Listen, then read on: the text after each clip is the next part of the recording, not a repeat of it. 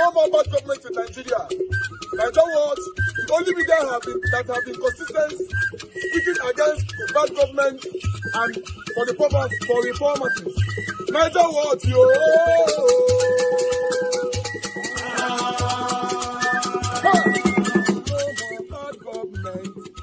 No more bad government. Nigeria what? No more bad government. Nigeria what? No more bad government. The only media that have been speaking. No more bad government. The voice of the voiceless. No more bad government.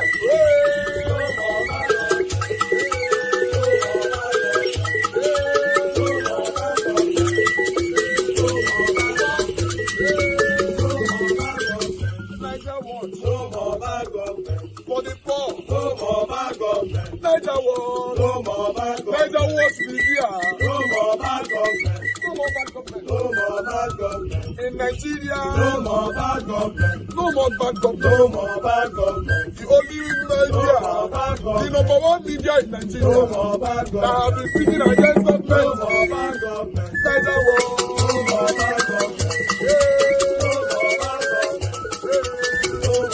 government. Nigeria what you? The voice of the voiceless. The voice of the voiceless.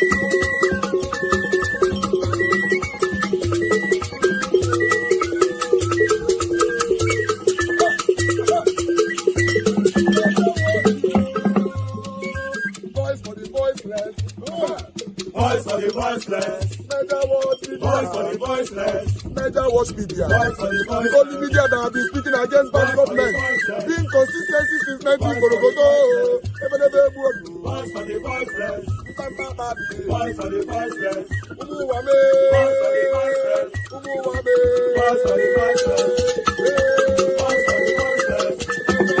Voice for the voiceless. Voice for the voiceless. Voice for the voiceless. Voice for the voiceless. Nigeria watch you. We have been seeing all you guys have been doing, and we recommending to everyone in Nigeria, saying that you guys are the number one. Nigeria watch you.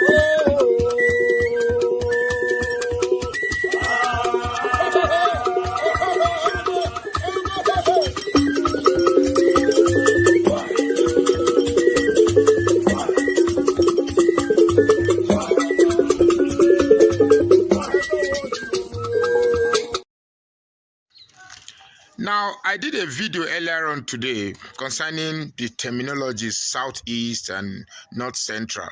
And in some of the comments, some people are accusing me of being a hypocrite, that I didn't talk about South-South. Now, is there a compass description geographically that is called South-South? Now, I was able to type on my ChatGPT and DeepSeek, and the question was, is there a place like South-South? And both ChatGPT and DeepSeek said no, there's no place like South-South. Now, there is no place like South-South. Agreed. I am not too sentimental. I'm not being tricky. If you know me on this channel, I say it the way it is. That's why it's called water. Now, saying I'm a hypocrite, it's driving it too far. The fact is that you that is saying that I'm a hypocrite are indeed the more hypocrite. And I'll tell you why. Do you know that when we tell a typical Igbo man, particularly those IPOB members, and we tell them that, look, you are a Southerner, they don't like being referred to as Southerners. They prefer being referred to as Southeast. They want to hear that East inside, because hearing that East gives them a distinction of their Igbo-ness. They want to hear that East. The same to it, Yoruba man. If you tell a Yoruba man that you are a Southerner, call him a Southerner is like you are saying that he's from South. Therefore, he wants to hear that West, because that West protects his Yoruba-ness. So, those who, when they were creating the South, what did you do? Nothing. When they were creating Southeast and cutting away River State, cutting away Calabar, Cross River, cutting away Akwa Ibom, you did nothing. Up till today, there are some politicians who are still clamoring for state creation in the Southeast. So, Beyond that, we should try as much as possible to understand the gimmicks that was played on us. Now, South is merely referring as the southernmost part of the South. The southernmost part of the South. It doesn't mean geographically speaking on a compass there's a place like that. It's southernmost part of the South or northernmost parts of the North. Just because you don't hear something like north doesn't mean it doesn't exist. It's a description. It's a description. I can say the westernmost parts of the West.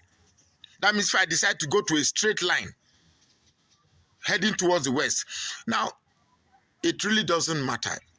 The six geopolitical zone were constructed with deep-rooted political intention. So we shouldn't fight ourselves because of it. The six geopolitical zones were created with deep-rooted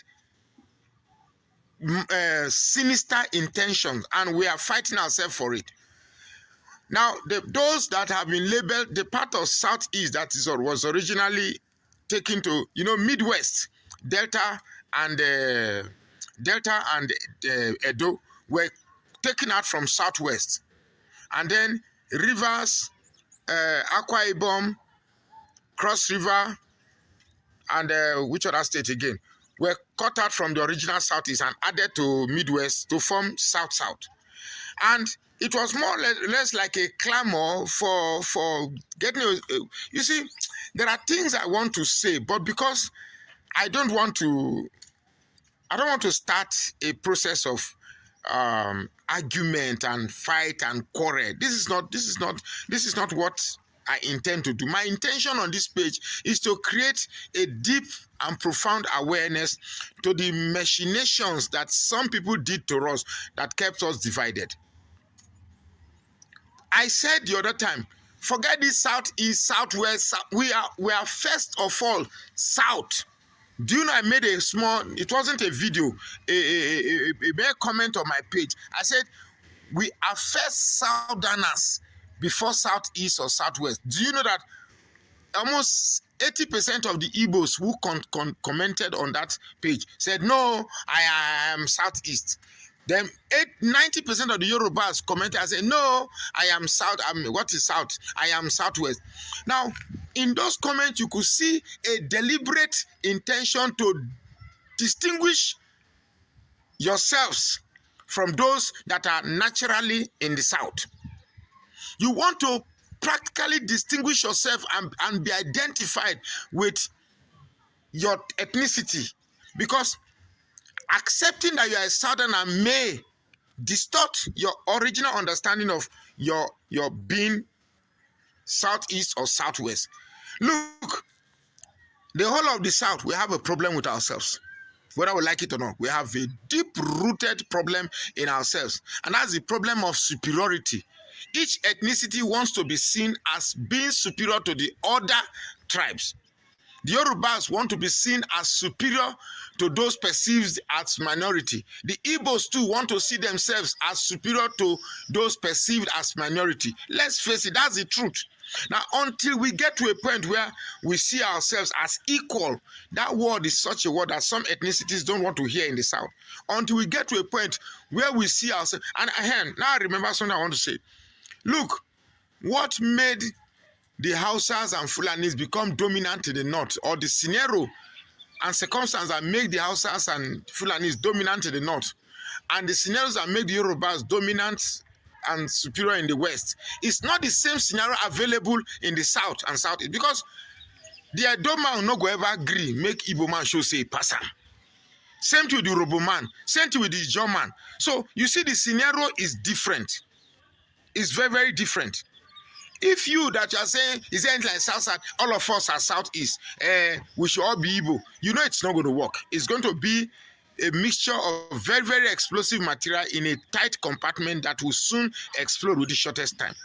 You see, the issue now is not about whether it is South or Southeast. For me, the issue is about developing a mutual respect for one another and finding what binds us, not ethnic, not tribe. If you bring tribe to bind us together, it won't work in that region, south, and southeast. If you bring tribe will not be what will bind us. But if we begin to emphasize on regionality, on the region, then hopefully we'll begin to evolve a psychology that accepts one another. Have you ever asked why, when the people like Akwa Ibom, Rivers, Cross River, when they brought them to join Midwest, Edo, and Delta, there was a seamless interaction. It was they just blend as if nothing. They just blend. That is because they have mutual respect for one another. They have mutual respect for one another. When you have people telling you that, we are more than you people. Who are you? I beg.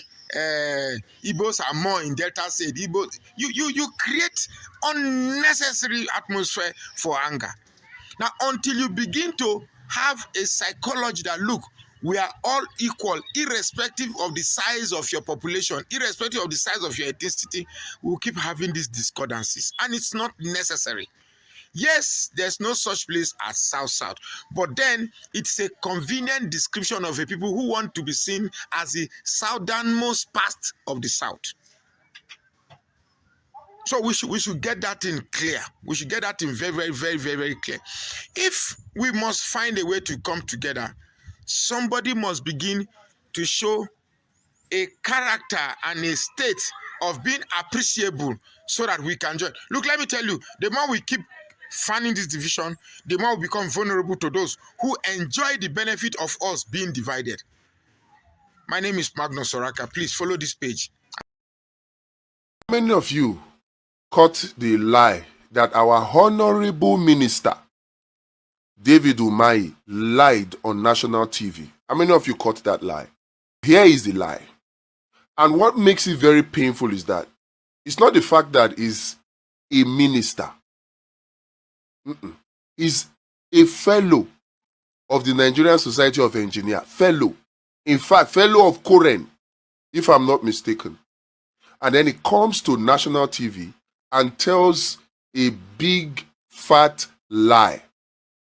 As if nothing happened. He didn't even flinch. With a straight face, he told that lie. How do I know he told that lie? I'll play it to you now.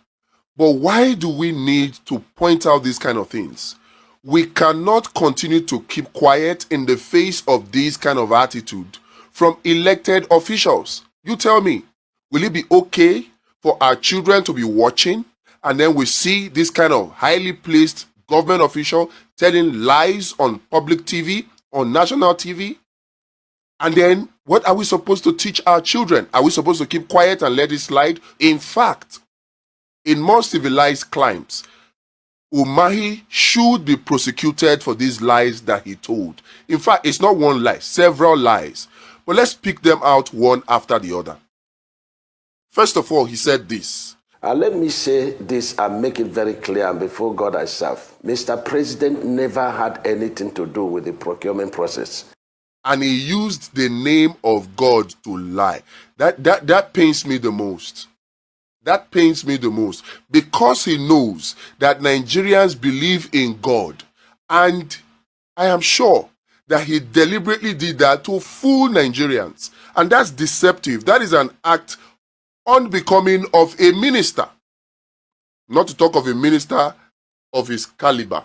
Let me say this and make it very clear before God I serve. Mr. President never had anything to do with the procurement process. How many of you remember that question of cost per kilometer that Rufai asked our minister of, our honorable minister, about the cost of the Lagos-Calabar Coastal Highway? How many of you remember that question? Cost per kilometer. Cost per kilometer. You have not started permanent work. Cost per kilometer. Minister, and cost this is what per you are kilometer. doing to Cost per kilometer. Just give me the number. Cost per kilometer in these first 30 kilometers. Quickly, Minister. Cost per kilometer.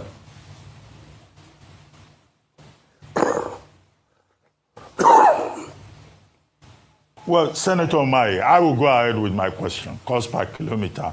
that can be communicated elsewhere, outside morning show. Umahi was reluctant to answer that question of cost per kilometer.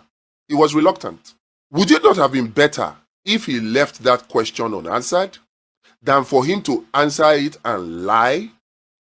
Even though we have Freedom of Information Act that we can use to get those kind of information, he could have just kept quiet. But then he went ahead to say this about the cost per kilometer. And I had run the value for money, and I had made it clear that a kilometer, cost 4 billion. But if you look at the cost, of the coastal highway and compare it to the cost of some of the inherited projects, like the LMA we are constructing, 30 kilometers, 156 billion. Okay. So I can beat my chest and say, look, the LMA costs more, the Abuja Kano costs more, as inherited, the Bodo Boni costs more as inherited. Then after saying 4 billion per kilometer for the first 47.47 kilometer of the coastal highway, mind you, that road is about 700 kilometers long. 700 from Lagos to Calabar.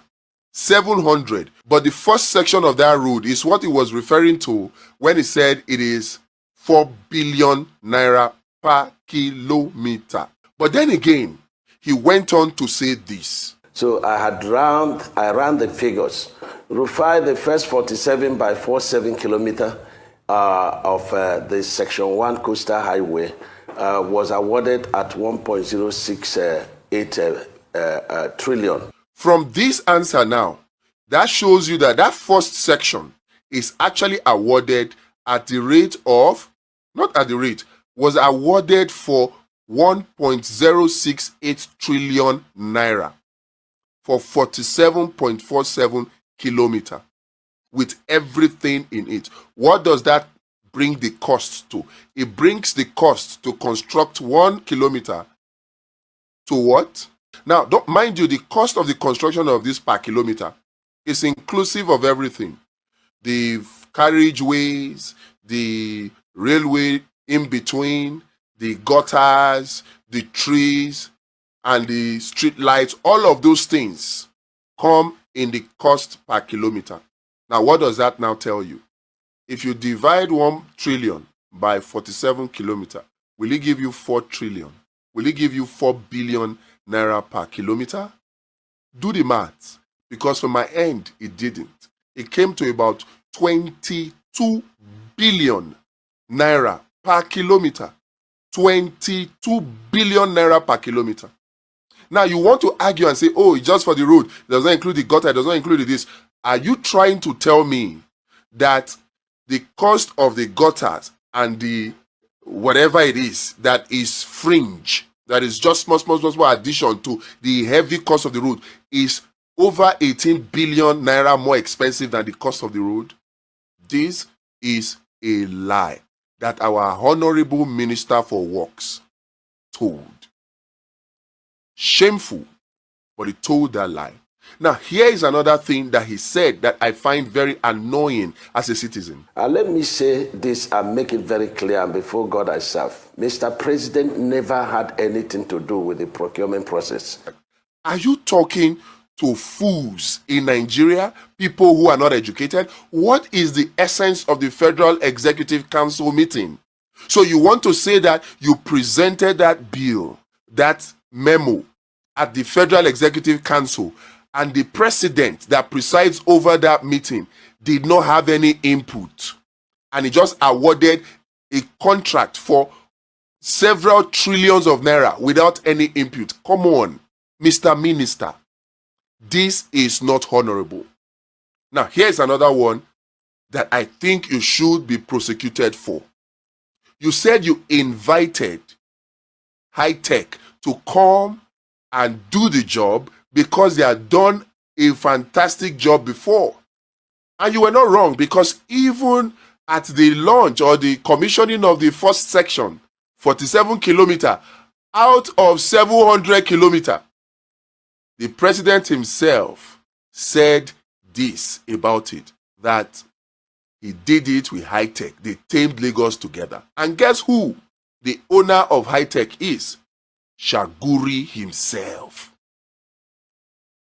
Now, how coincidental is it that you have a multi-trillion naira contract that is awarded to the friend of the president, presented at the Federal Executive Council, and the president had no input, and you awarded it solely to high tech, and you are coming to sing praises for high tech, and in doing so, don't you see that you have confessed to breaching Nigeria's Public Procurement Act?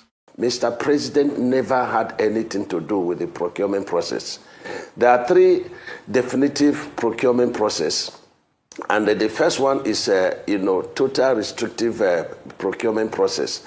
And what it is that if you have a job to build an aeroplane now in Nigeria, and you have only one person who had built that kind of aeroplane, you can call him to negotiate with the person, and then give the job to the person.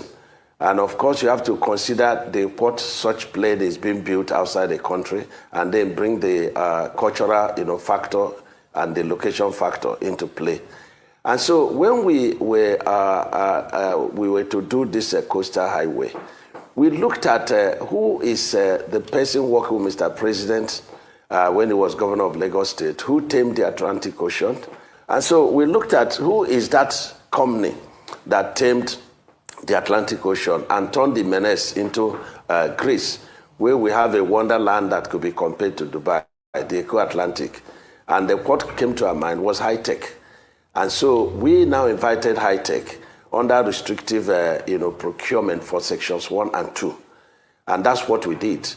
But then again, you went on to say, oh, high tech was called because you were doing restricted bidding. Have you read the Procurement Act?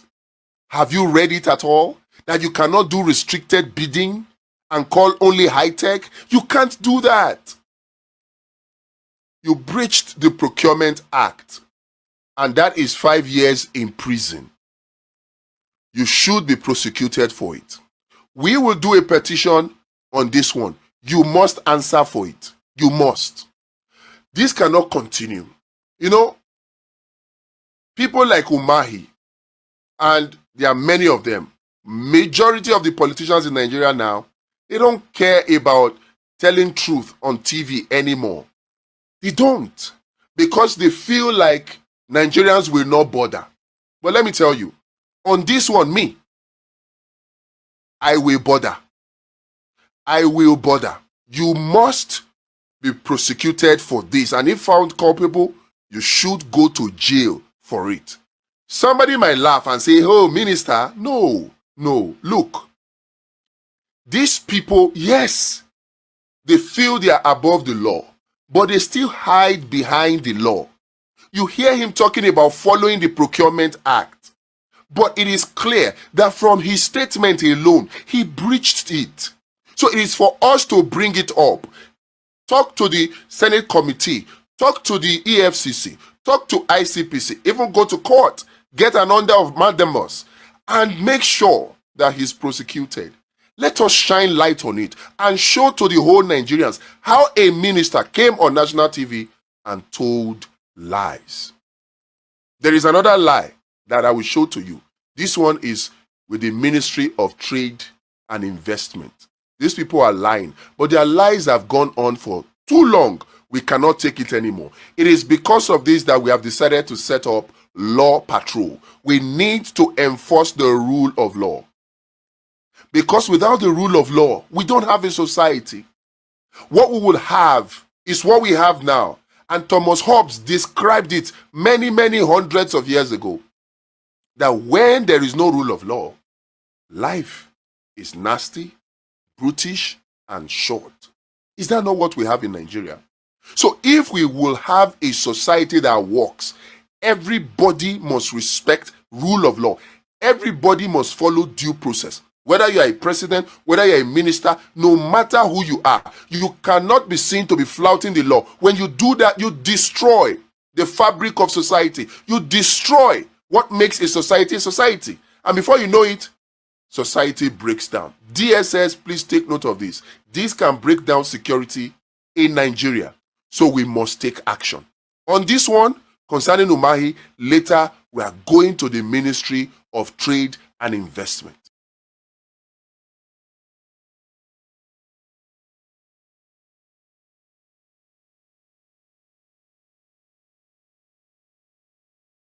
They say we rise by lifting others. And so it is with Edo State Diaspora Agency lifting others. Edo has played a crucial role in diaspora contribution since 2017 in Nigeria, where the World Bank reported $22 billion in total remittance to the country, and $6 billion out of that 22 came from Edo indigenes. In 2024, remittance tripled to $24 billion, and the share from Edo indigenes was projected at $7 billion. That's a remarkable 31% of the national total remittance to the country. That's big, that's huge. These remittances cut across various countries in Europe, with Italy taking the lead. And you know, say, Edo people, plenty for Italy. Italy, oh yeah. Why this consistent remittance not only bolster the state economy, but they also enhance Nigerian economy anyway. So, but how well do we check on these diasporans who are working day and night abroad to make selfless contribution to sustain lives back home, lives that government has failed? Even though the Nigerian Diaspora Commission has been doing its best to assist Nigerian diaspora and also bridge the gap, the communication gap between the government, and showcase available opportunities between, Nigeria and the diaspora. However, due to the increasing number of migrants, the job seems like a drop in the ocean, as most of them are usually left to their fate when they are in need or incapacitated in these foreign countries. So this is where the Edo State Diaspora Agency has come to fill in the gap, not to compete with their national counterparts, but to create an avenue not just for diaspora remittance for Edo citizens abroad, but a smaller community of shared values and cooperation. And the DG of the agency, Dr. Loretta Oduwari Ogborooko, has shown with her current sensitization that states should not just be concerned with how much their relatives abroad send to us here in Nigeria, but to also take out time to look out for their welfare, as she embarked on a mission of discovery to seek out the lost ships of Edo in Europe and reconnect them with their families. And that was one of such stories recently, stories of tears of joy, when a lady, let's call her Hunamure, not her real name though, who had lived in Germany for 20 years and has lived 5 grown-up children, but went missing suddenly in January. So people see they miss her abroad though, but was recently reunited with her family with the efforts of members of the Edo State Diaspora Agency, led by Loretta, a medical doctor by profession and a governorship aspirant on the platform of the Labour Party in the last election in Edo. Say, out of every 5 black people for Europe, the tendency that 3 and Nigeria is very high. And so it was with Mr. Isaac Agbolahon, that is his real name, from Aschaffenburg area in Germany. He first sighted this Mrs. Hunamure at the train station, walking around aimlessly. And his instinct immediately told him that this must be in Nigeria. He immediately interrogated her, and after confirming his suspicion, then he reached out to Apostle Steve Oscar of the Edo State Diaspora Agency liaison office in Germany. Apostle Steve further conducted interviews, and upon confirmation of the mental stability of our sister, subsequently went ahead to inform the DG of the agency, who together with other members of the team and the Benin City Home Office team led by engineer Mrs. Onosetale Mudiaga, and after preliminary investigation and findings, not only secured an interim accommodation for our sister, but were able finally to locate their family house and then, collected the phone numbers of her siblings who were all living abroad and informed them of the predicament. And boom, her family and grown-up children were eventually happy to reunite with her, whom they had proud to that time been looking for since January 2025. So no, they surprise people they lost for abroad, especially those areas where everybody they mind their business.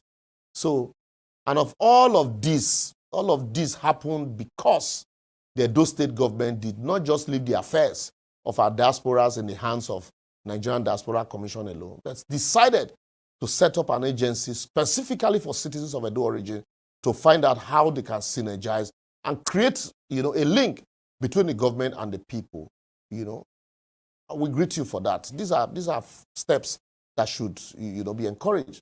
But I know you will say, government, whenever I will take care of their people for Nigeria, now I won't take care of people for abroad. But you never can tell where help will come from until you try this, because it's not just about government alone, but people, created by government to help people. So you can reach them on the +234 703 008 4932. I repeat that number, +234 703 008 4932. And their head office is located at 17A Vincent Agemome Street off Denis Osadebe Avenue, GRA, Benin City. So I will therefore advocate that with the wave of japa currently blowing in the country, and some even traveling through the desert and the sea to go to Europe and other countries, it has become imperative for every state government to set up a diaspora agency to be able to look out for their various citizens in different countries in the world, and not just leave everything to Honorable Abike Dabiri and a team of the Nigerian Diaspora Commission alone, as most people are actually going through a lot abroad, and nobody mind their business. And so if you have an agency that is consistently reaching out to you, it will go a long way. Anyway, make I stop here to enable you share your thoughts on the comment section on our various social media platforms showing on your screen. So, and for you seeking assistance, you have the numbers there. You can reach out to them. And if you are in problem, also reach out just to talk to somebody there also. Don't bother paying me. A free advice I make I give and do free advert for now. But if you don't want to be forgotten, as soon as you are dead, write things worth reading or do things worth writing about. But we all must learn to shine the light on the right path for everyone to see. And I have done mine, and I hope you do yours by sharing. To dissect today our foreign policy for one, and how it has attracted commitments, politics from Nyesom Wike, and the unfortunate resurgence of violence in Benue State. So, a couple of things. I'm taken aback by the quest of this government sometimes to show that they are working. See, if Nigeria works, I will be the first to come celebrate. But they're trying too hard. It's not working. The data is there. The first quarter of the year, how much came in FDI? The numbers are there. Was it 50 billion? So this talk about 50 billion commitments, Vimbai, who celebrates commitments? Who celebrates commitments? We celebrate actualization. When the money comes into the economy and we feel it, we'll celebrate. But these attempts to justify the trip, are they also going to justify the president buying a very big jet? That till today, they've not told us how they passed it through the National Assembly, that Eyinaya Abari be berated, that they didn't see anything as senators on their table. We want this country to do well, but this attempt to talk and try to justify this thing when it's not working, FDIs are not coming in. Business climate is tough. Did FDI used to come in? Yes. Many years ago, we used to be first 5 on the chart of FDIs. But today it's not coming in. Can we celebrate them for something? Yes, the Shell deal, I've talked about it, Bonga, many times. But you celebrating 50 billion in FDI commitments, it's not FDI. It's best you celebrate the 50 billion, because I also need that money to come into the economy so it can permeate. Because we'll see the difference if $50 billion comes in to an economy that is less than $200 billion now. Secondly, as regards Minister Wike, saying he will support President Tinubu, and nobody can tell he's not a member of the PDP. I'll speak some Yoruba and I'll translate it to you.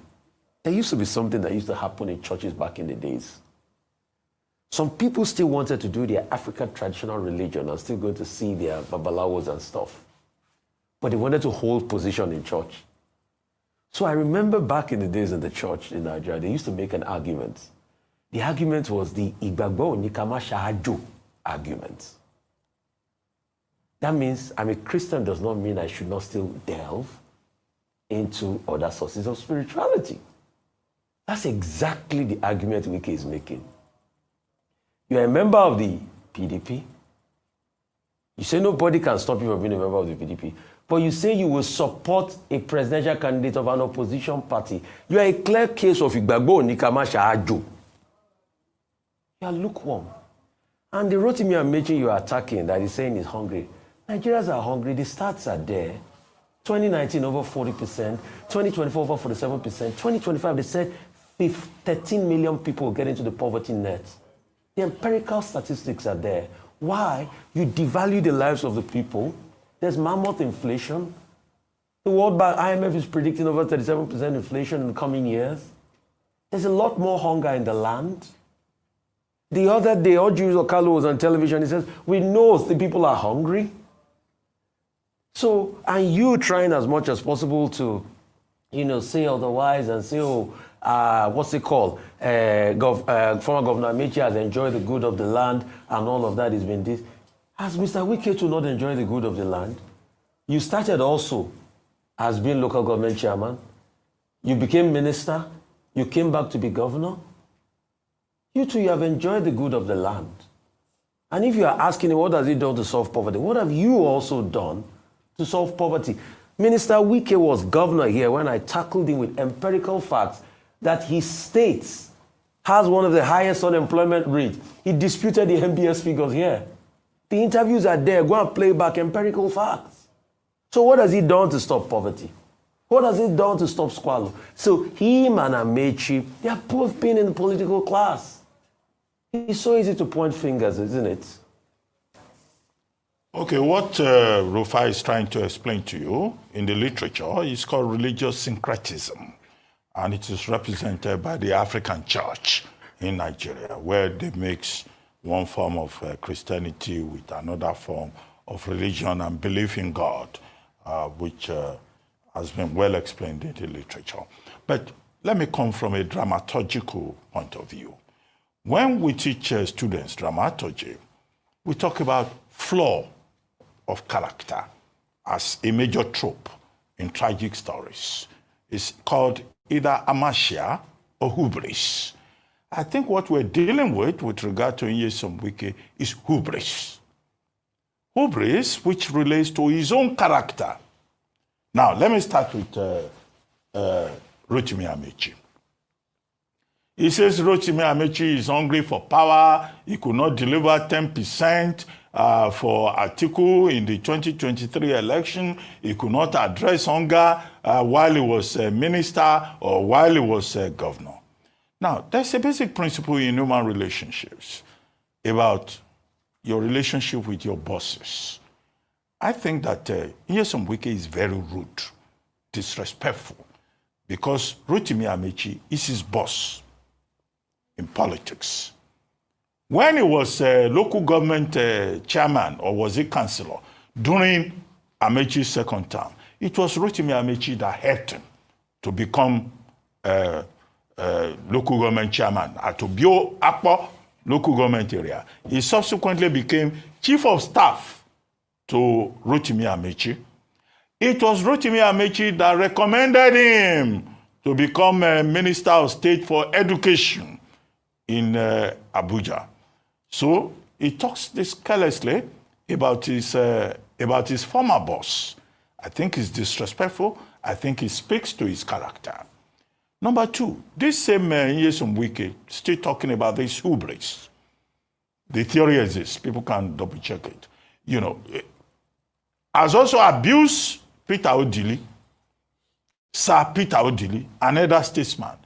He has said publicly that Peter Odili does not qualify to be an elder. This is the same man that he was taken to by Mama Peace, Dr. Patience Jonathan, to help him to become governor.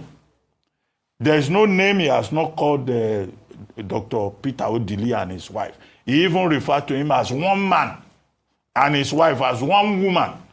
This is a statement about character. This same Nyesom Wike says he's fighting for President Jonathan, and that there's nobody in PDP that can stop him, not even Chief Olabode George, whom we refer to as a ground rent debtor. So who will Nyesom Wike not insult? Senator John Mbata, who was his godfather at a point, he insulted him too. And he has shown signal that he's also going to insult President Bola Ahmed Tinubu. In that interview, he pointed out that if he had known that President Tinubu was going to declare a state of emergency in Rivers, he would have offered a different kind of advice. That's already a signal to President Tinubu to know that this man you are dealing with is only interested in his own interests, permanent interests, not permanent friends. And so President Tinubu should beware, because tomorrow he will abuse this same President Tinubu.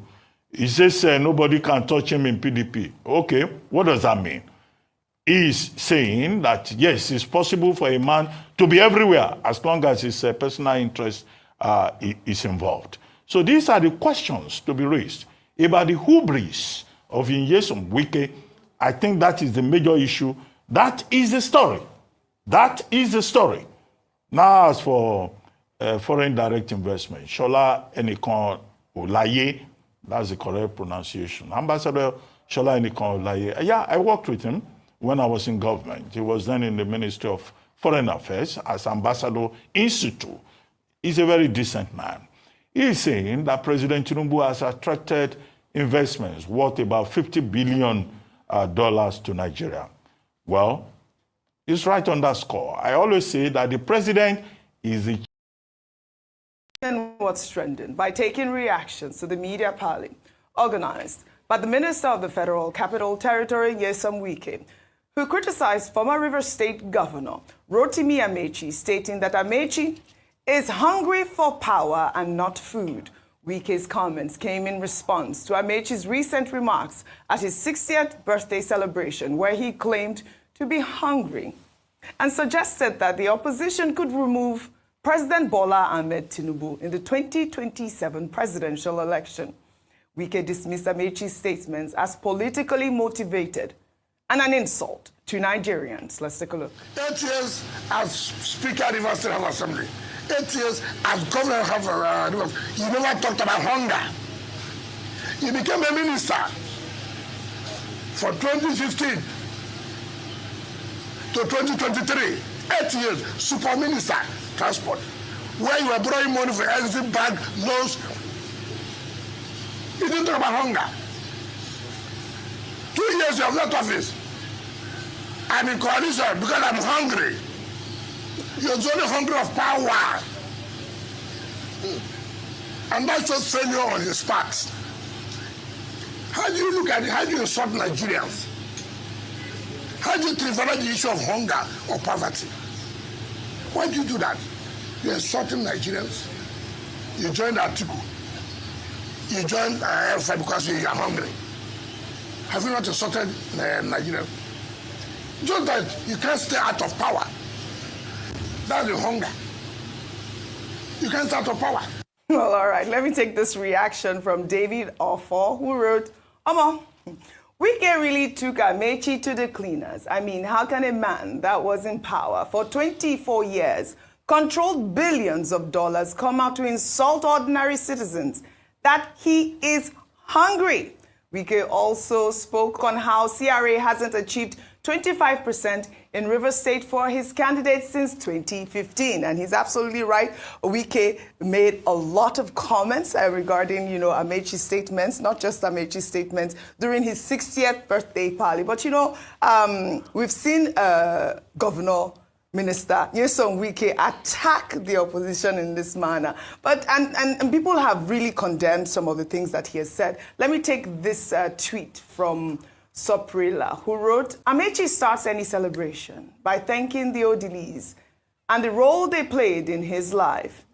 Amechi has never insulted the Odilis in spite of their disagreements. Wike, on the other hand, claims nobody made him and has even insulted those who made him publicly.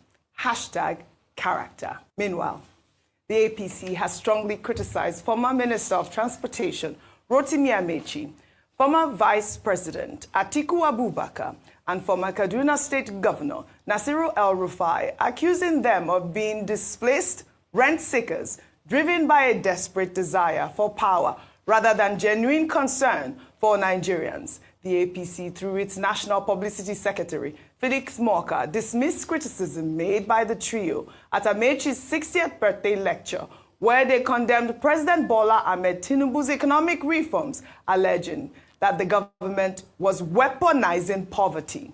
Felix Morka stated that the trio has held various high political offices for a combined 24 years and failed to address poverty or structural economic challenges during their time in power. And I'll read a part of his statement. The statement was posted on Bayo Ononuga's X account, and they wrote, the APC strongly rejects the baseless allegation that the APC government of President Bola Tinubu was weaponizing poverty by not eradicating the scourge in 2 years, a feat they themselves failed to achieve during a quarter of a century in power.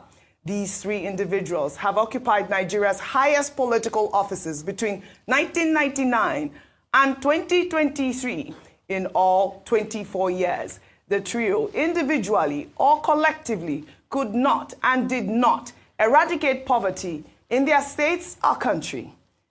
They did not even attempt to address, let alone tackle, the structural challenges and distortions that stifled the economy and worsened poverty over the years. Rather, they reveled in mindless, rent-seeking behavior, sold national assets to their cronies for mere pittance, engaged in corrupt and wasteful expenditures in their states, and relentlessly sponsored state violence against their own people.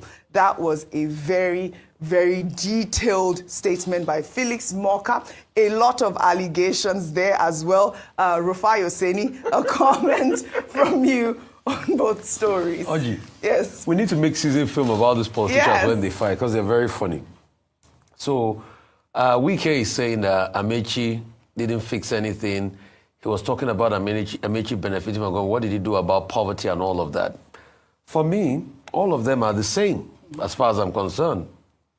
Because when Governor Wike was governor, I did ask him why such a high level of unemployment rate in Rivers.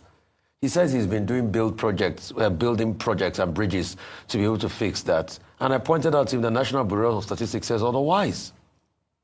The question is, this same Minister Amechi that was in the last government is at loggerheads with this government, two APC fighting. And then the two fighting. Two fighting. So look at them. Mm-hmm. These were the same people that said APC is the antidote to PDP's problems. Mm-hmm. And they came in, but look at them, pointing accusing figures of betrayal. The videos are there. Mm-hmm. The day Mama Peace was with Minister Wike. I think I've seen that video. So, but the truth is, they get into power, they feel they're larger than life. And he that is saying, oh, Amechi has enjoyed the good of the land, from local government chairman, he rose of the rank. Mm-hmm. This was the same Amechi that he worked for. This was the same Amechi that at a point he couldn't look in the eyes. Was his boss, like you pointed out rightly. In fact, people have also told me the level of deference Wike has from Amechi. I don't want to say it in public because this thing was told to me on that Chatham House rule to show you how much he revered Amechi then.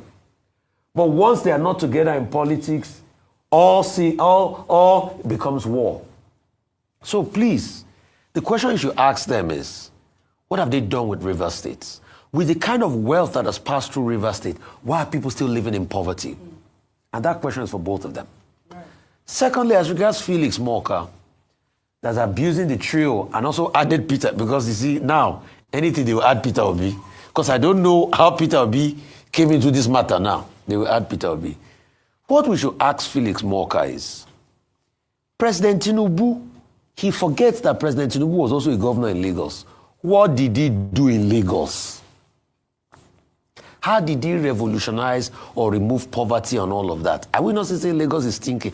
Has Lagos turned to paradise under President Tinubu? President Tinubu has held prominent roles in politics in this country, from being a senator. What did he do to reduce poverty?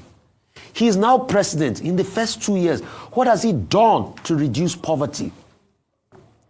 His policies that he says are working, hope he knows. They said that policy was going to add 13 million. It was the World Bank. 13 million people were going to be put into the poverty mark because of those policies. Today, those policies has devalued the lives and the living conditions of people. Today, those policies have led to an uptick in inflation. An average Nigerian is crying and suffering. His government argues that, oh, things are on the uptick and everything. See, I want to celebrate that level of success, but there's a lot of pain and penury in the land. Well, all right. Dr. Vati. Okay, earlier on, I commented on Minister Nyesom Wike's attack on Thanks so much, everyone. There you have it. You've been served with your political roundup stories. Well, in a strong defense of President Bola Tinubu's administration, the All Progressives Congress, APC, has dismissed recent allegations that the government is weaponizing poverty. They were certain that such claims are baseless and hypocritical. The party's National Publicity Secretary, Felix Moka, said that critics like Amechi, Atiku, and El-Rufai are merely desperate to cling to a corrupt rent-seeking system that has long benefited them at the expense of Nigerians. Mr. Moka highlighted that these individuals who have occupied Nigeria's highest offices for over 2 decades failed to eradicate poverty or address the country's structural economic challenges. Instead, he accused them of engaging in corrupt practices, reckless resource mismanagement, and perpetuating a system that enriched only a few. The APC spokesperson emphasized that President Tinubu's bold reforms, such as removing fuel subsidies, harmonizing exchange rates, and revitalizing local industries, are already yielding positive results. This, according to him, includes increased investment, a declining reliance on import, a boom in manufacturing sector, and a projected economic growth rate of 4.6% in late 2024, which is the highest, according to him, in a decade. Mr. Moka reiterated that the government's focus remains on building a resilient, productive economy that rewards hard work and innovation, standing in stark contrast to the self-serving motives of the critics seeking to preserve the old corrupt system.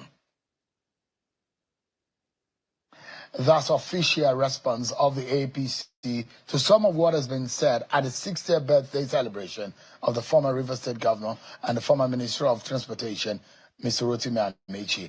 Part of the book launch, or part of the event, was an event titled Weaponizing Poverty, where we saw Atiku Abubakar, El-Rufai, and Mr. Rotimi Amechi speak, and they're saying the reason why he did not support President Tinubu was that he thought, or he knows that President Bola Tinubu does not have the capacity to lead the nation, and he told him that he would not support him.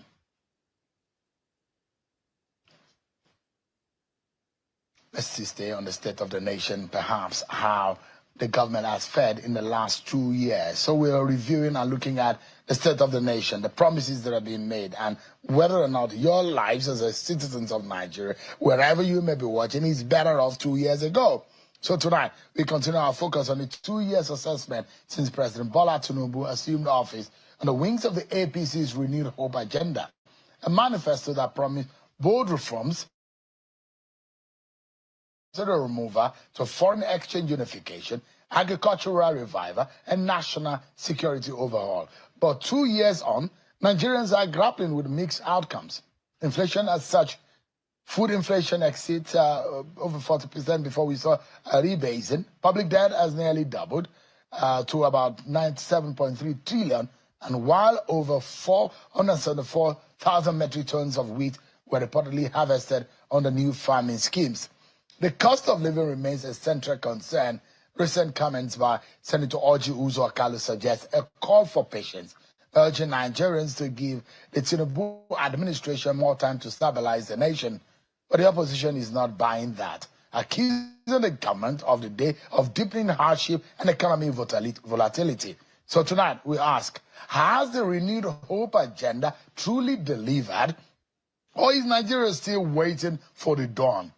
Joining us tonight is a former Abia State governor and a current Senator, Ojus Okalu, who is representing the very good people of Abia North Senatorial District, to help us unpack some of his thoughts about the Tinubu government, the state of the nation, and the huge politicking ahead of 2027. Thank you so much, Your Excellency, for joining us tonight. Thank you, Sean. Thank you for having me.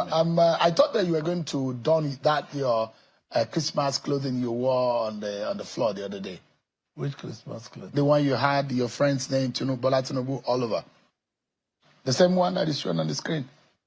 Oh, it's a very beautiful dress. I forgot to wear it. Oh, how many of those do you have? Oh, in thousands. Really? Yes. Nigerians like it. Most people like it. Did you do a survey to know whether Nigerians like it? They like Or how do you know Nigerians like it? Nigerians like it. What prompted you? Is it an Aba tailor that sold that, or who? How did you come about that concept? Who else could have made that dress than Aba tailors? It was made in Aba, dyed in Aba, and delivered in Aba. So it's only Aba people who are very hardworking can do it. So you think this is fashionable? Very fashionable. And you'll wear it again? Oh, sure. So you have it in different colors? I have it in different colors. I can sew one for you. No, I'm okay with the kind of things that I wear. Okay. I'm not sure I want to be wearing you are very English. Bola Tinubu all over the place. You are very English. Well, if you say a lot of people say it was a psychopathy. A man like me, can I be doing psychopathy? Is it not a political psychopathy taken too far? No. I'm not running for anything. Where I'm running is the senatorial district. And I'm not looking for anything. So it's not political psychopathy. Why did you do it? I'm a man that cannot be psychopathic. I wore it because it's a uniform for 2027. And you're wearing it in 2025? Oh, sure, because my house manager just made it available for me that morning. And I wore it. I don't see anything wrong in wearing it. It's just you press people that saw what was wrong in what I was wearing. I didn't see anything wrong. You wore your Christmas clothes in June? Yes, it's possible, yes. Every day is Christmas to me. I don't wait till the real Christmas. So you have started playing 2027 politics already? I think I've not lifted ban, but we are preparing to do it. We are preparing to do it. I even hear now that you are the unofficial campaign manager of Bola Tinubu for 2027. What is wrong with that? And I'm very happy to accept it and do the job for him. You want to be his manager, his campaign manager? I don't have anything to regret in doing the job. No, do you think that they will give a southerner of a southern candidate if Bola Tinubu is given the ticket to run the campaign? Bola Tinubu is not a candidate of South. He's a candidate of he's from Nigeria. the South. No, listen to, he's a candidate of Nigeria, and I'm a Nigerian. I'm not, I'm a Nigerian. I've always told you this. You should listen that I'm a Nigerian. Yeah. Every Nigerian should stop saying, I am from the South, I'm from the North. I've asked for a legislation where we should remove all local government, all states, informs people should only feed their Nigerians, nothing else and nothing more. People should just say, I'm a Nigerian. Senator, is it not insensitive when you politicians start to speak about 2027, when the reality of 2025... No. We are not speaking about 2027. In your party the other day... No. We are not talking... You were endorsing President Tinubu, and you are also now wearing 2027. Is it fair on Nigerians? No. Let me be honest with you. When politicians behave in that manner? We're a political party. There must be an activities of a political party. We had a mid-term assessment of our party where the whole party assembled. I'm sure you saw me there. I was there with a different uniform, but you didn't see it. So gossip. I don't gossip. I report. Okay, you didn't see it to report gossip. No, I don't gossip. I see. I report. Okay, you didn't see it to report. Yes, I didn't see it. So, but you journalists are just the one causing all this problem, because if I've gone to the Senate and be in my seat and go home quietly, my dress is not... You don't even know whether this is written Bola Tinubu now. I'm sure it's not. Who told you? Because I'm saying your eyes are very bad. You see the sign of the caps are here. How how would you judge the time in office? Yesterday we had a representative from the presidency who spoke to the fact that there are so many policies that he's put in place to ensure improved conditions. And he did, state that things are starting to look up in Nigeria, that in the next 2 years, we'll see a solidifying of all the positive policies that President Bola Ahmed Tinubu has put in place.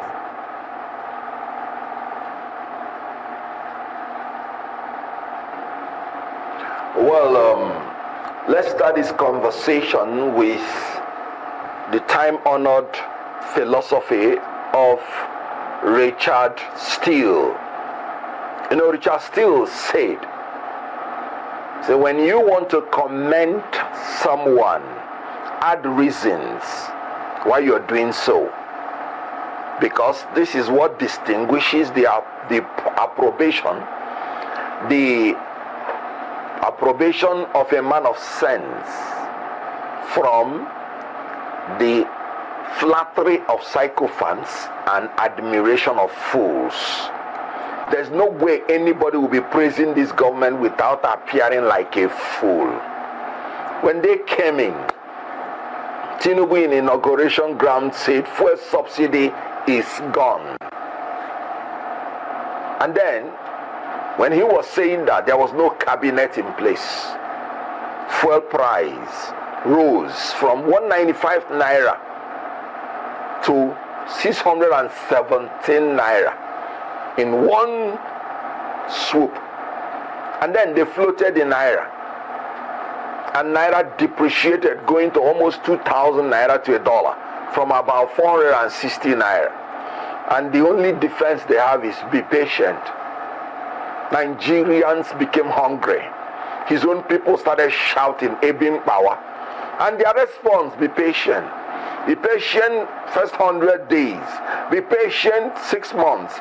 Be patient 1 year. Be patient 2 years. Half of the journey. And they are still asking people to be patient. Are you praising this government?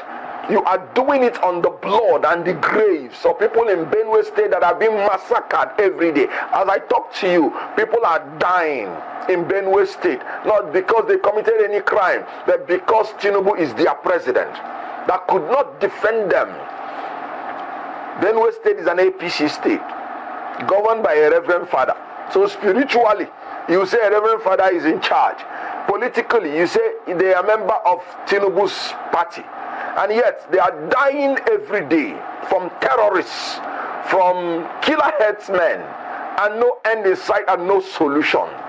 And some people are praising this government. They are doing it on the graves and blood of the innocent Nigerians that are massacred everywhere and every day. You talk about Plateau, you talk about the Northwest, talk about the Southeast, kidnappers are discovered with graves, with people burying people alive. And Tinubu's purported security reports, they don't take such reports, security reports to him for prevention. It is the security report that will help him to take the resources of Rivers State in the name of declaring state of emergency. That's the security report they will see. The security reports to bring security to Nigerians, they will not give him. I want you to understand, security is the basic necessity that every government owes to its citizens. This government has failed in its area of security. People are scared to travel through the rivers, the sea, because flood will come and sweep them away. Look at what's happening in Niger State. 200 persons just died. And it is not a situation that is not foreseeable. These things happen every day. You know, when people talk about Tinubu's regime and they say, these problems were there before him, I actually realize that the media and the spokespersons are very unintelligent. Because when you make such statement, you are actually indicting him. Because what you're trying to say is that this government ought to have been aware or is aware of all the problems before coming in. That means they did not come with any solution. If it is a problem that is not there before, if it's a novel problem, you say, okay, they are facing a new challenge, give them time. But these are problems that have been there. Boko Haram has been there. Insurgents have been there. Lakurawa has been there. The bandits, the kidnappers, they have been there. There is nothing new. A man that said to be the president is his life ambition did not make any preparation to bring solution to all the problems that he knew were there. And now we are hemorrhaging. We are going into more deprivation, into more degradation, into more hunger, into more hardship, into the worst of mankind. Do you know? The present report now is that Nigeria has more malnourished children than Sudan. Nigeria has overtaken Sudan, a war-torn country, as in malnourished children. If our children are malnourished, that means the failure of this government is moving even towards the next generation. They have destroyed their own generation. They are moving in to destroy the next generation. This government has nothing to offer Nigerians except destruction, except wastages. We're talking about security. Do we talk about the economy? This government that removed fuel subsidy, say the reason is because they will be saving $7.2 billion every year, and it will help them to provide infrastructure for the people. It will release money for them to cater for the welfare of the people. What have they catered for? This same government has borrowed Nigeria into bondage more than any other government before it. In December 2024, our debt profile reached 144 trillion naira. This government met only 77 trillion naira as general debt of Nigeria. They are now seeking to borrow $21.5 billion. Jesus. I mean, yesterday, where did these people come from? From the presidency spoke about that. He explained, I don't know if you can hear me, when the representative from the presidency spoke about that, he said that it does not necessarily mean that they're going to spend all that millions at once, that is just some sort of maybe a borrowing plan. That's what, that was part of the explanation he gave for that. But if you talk about the current administration, from all indications and what you said, you do not seem pleased, and you did say that the current administration does not have anything to offer Nigerians. Let's talk about your expectation for 2027. There's been talks about the coalition. Do you have faith in the potential of a coalition? And if yes, who do you think will be the champions of this coalition? All right, we're going to a very quick break. When we come back, we'll have Mr. Kenneth Okonkwo, Dr. Kenneth Okonkwo joining us. We can hear you clearly. Please go ahead. And your audio is great on our end. All right. The issue of who is leading the coalition, the issue of who is leading the coalition does not arise for now, because we are not trying to build a coalition for the next election. We're trying to build a coalition to build this nation to become a great nation on earth. So we are not interested in scrambling for leadership. We're looking at the next generation. Like I said, coalition is an alliance for combined action. So you have to agree on the alliance first. You have to agree on the basic necessities to return Nigeria to the path of greatness. Then the leadership will evolve. So I am not aware that there are people that you are saying they are leaders, but I am aware that is a collective responsibility. People coming together who are tired of the malaise that is going on in Nigeria. A coalition of the willing who want to come together to build a better society. So it's not a scramble for leadership, it's not a scramble for power, it's not a scramble for resources, it is a scramble for the security and welfare of Nigerians. That's why we are not emphasizing leadership or who is the leader. We are emphasizing what are the manifesto, what are the terms of reference. Then whoever is interested in providing such things for Nigeria will sign up to the coalition, and then the leadership will evolve from there. Having said that, everybody is convinced now that in Nigeria things are not moving the way they should move. Also, in the opposition, you cannot go it alone in order to take out an incompetent incumbent. So you have to come together. In union there is strength. So when you come together, you will be able to oppose INEC that has become a rigging machine for the ruling party. When you come together, you will be able to build the trust from the people that you have unity at least that will help you to govern well. When you come together, you will be able to bring legitimacy to your request, and immediately your government comes into effect, you will be able to form the government from very powerful people of substance that have character, capacity, and that have the competence, because you would have many of them. So the coalition is building itself, is organic, is forming up, and then we have leaders that are of integrity, that are emerging from the coalition. And when we combine, then we will be able to deliver for Nigerians. Do you think you've been fair, your assessment of this administration? Because looking at the health of the economy when President Tinubu took over, it was in dire straits, and majority of those who were contesting against him, the front runners, had also said that they were going to remove subsidy. Having said this, are there any positives you've seen in the last 2 years? Because you can't say, I believe, that, you know, nothing good has come. They've not done anything positive when the government has rolled out some policies and initiatives in the last 2 years. I know it's not your duty to talk about to highlight the positives of the administration, but just being fair.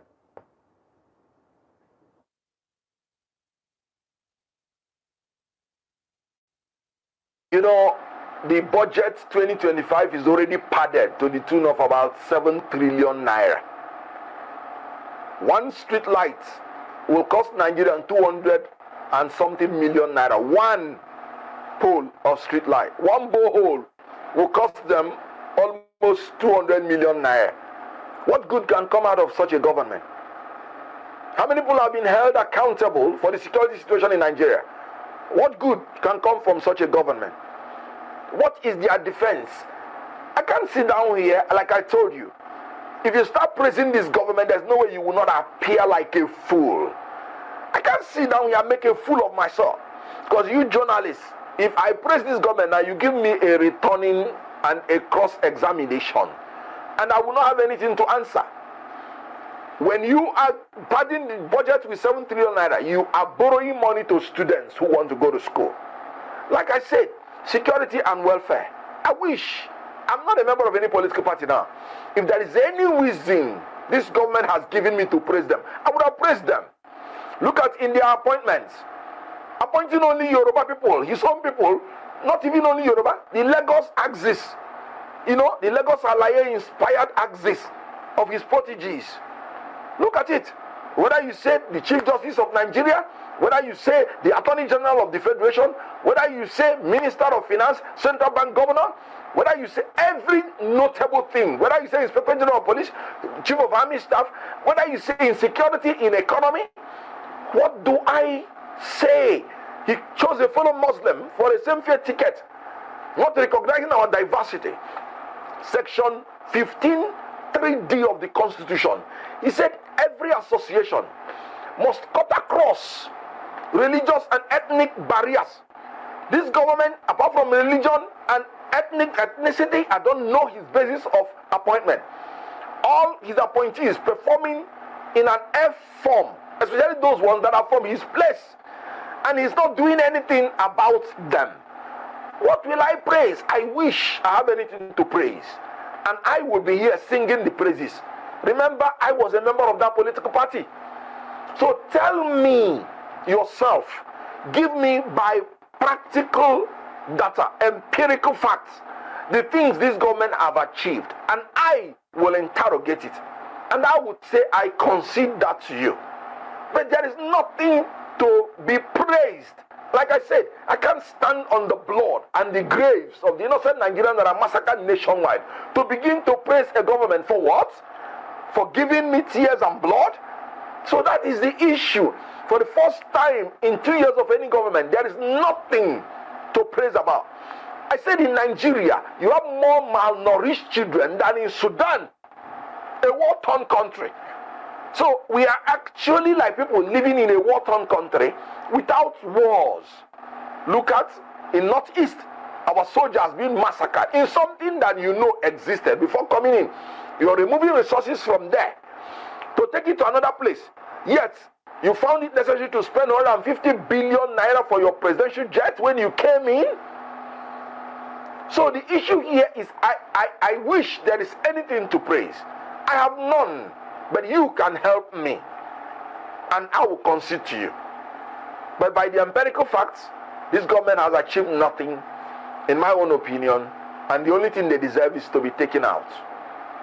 Mr. Konko, I must say that our interest was to look at having a lengthy discussion, not just about the current administration, but also to look at the crisis within the Labour Party and, of course, the road to 2027, plus your incisive thoughts on some of the matters affecting the nation, which you have started touching on. But it's unfortunate that we do have a special broadcast that we must move on to. So we want to use this medium to please ask if you can grant us another time so that we can have this interview, this time on a lengthy hour, so that we can really discuss some of the issues concerning Nigeria. But however, if you grant us that time, we'll make it happen ASAP as soon as possible. But we want to say thank you so much, please.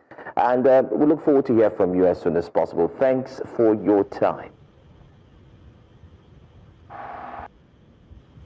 All right, guys, we are back here again. Good morning, good afternoon, good evening to every one of you. Thank you very much for your time with us today. Today is Tuesday, 3rd of June, 2025. I appreciate every one of you right there. A link we posted out earlier on for those of you that want to contribute to what we have presented or showcased so far. Please endeavor to jump on that link and come here. Let's talk about what is affecting us. That's all that we have for you guys today. I just want to take an article, then we'll take it from here. Mother of Common Diaspora, good evening to you, Mommy. Thank you very much for all that you do. I appreciate you always. God bless you, Mommy. I appreciate you, and I love you so much. Aboazi, thank you very much, my brother. I appreciate you. Thanks for all that you do. God bless you. I have showcased so many people already on the screen. Eva Lang, Kisdogera, Mr. Johnson, Emmanuel, Peggy Modi, Bex Mark. God bless every one of you right there. Arinze Shukuma, thank you. Mike Akionbari, Oriyomi Abdul, thank you, my people. And God bless you now. Do your part that continue to press on that like button and also help us to share. Press on the dollar sign if you can. Encourage what we do here. Discussion Channel TV, I can see you. Kakun, I can see you in the building. Christian CXL, I can see you as well. Thank you, Grace. I can see you in the building. Amaka O in the building. Morris in the building. God bless you all, my people. Says more, I can see you as well. Thank you very much, every one of you right there, and many, many more that I've possibly showcased on the screen.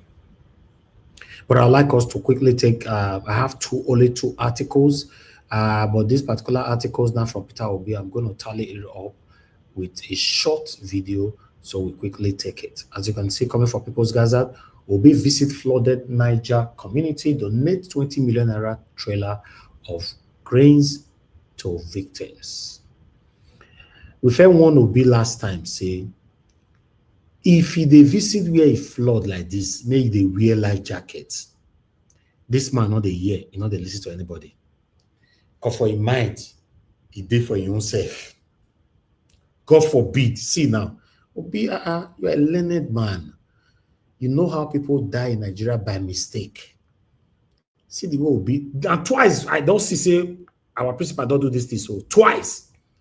If I do one sometime last year or so, or last 2 years, if you guys can remember, wear life jackets. A lot of us who cares complained at that time, and it doesn't want to get today. Wear life jackets. But meanwhile, I'd like to take it from here. Peter Obi, presidential candidate of Labour Party LP in the 2023 election, has donated the sum of 20 million naira to the flooded victims of Moka local government area in Niger State. At least 153 people died in the flood, which also destroyed homes and displaced thousands of residents in the Moka local government of this state. During his visit on Monday, Mr. Obi said the fund was to support the injured victims and bereaved families of the deceased to cushion the effect of the hardship on them. He also announced the donation of 1 trailer load of food items comprising rice, maize, and millet to cushion the effect of the disaster on the victims. While expressing sympathy to the Niger state government over the loss of lives and properties to the flood, Mr. Peter Obi reiterated his call for international and national support to ameliorate the suffering of the victims. Unquote, na in the talk so. I pray for the repose of the souls of the departed victims and for God to grant their families fortitude to bear their irreparable loss, he said. Receiving Mr. Obi, the Deputy Governor of Niger, Yakubu Garba, appreciated the opposition leader for his kindness and support. Mr. Garba, who represented Governor Muhammad Umaru Bago, said the LP presidential candidate had always supported victims of natural disasters. Not true with that.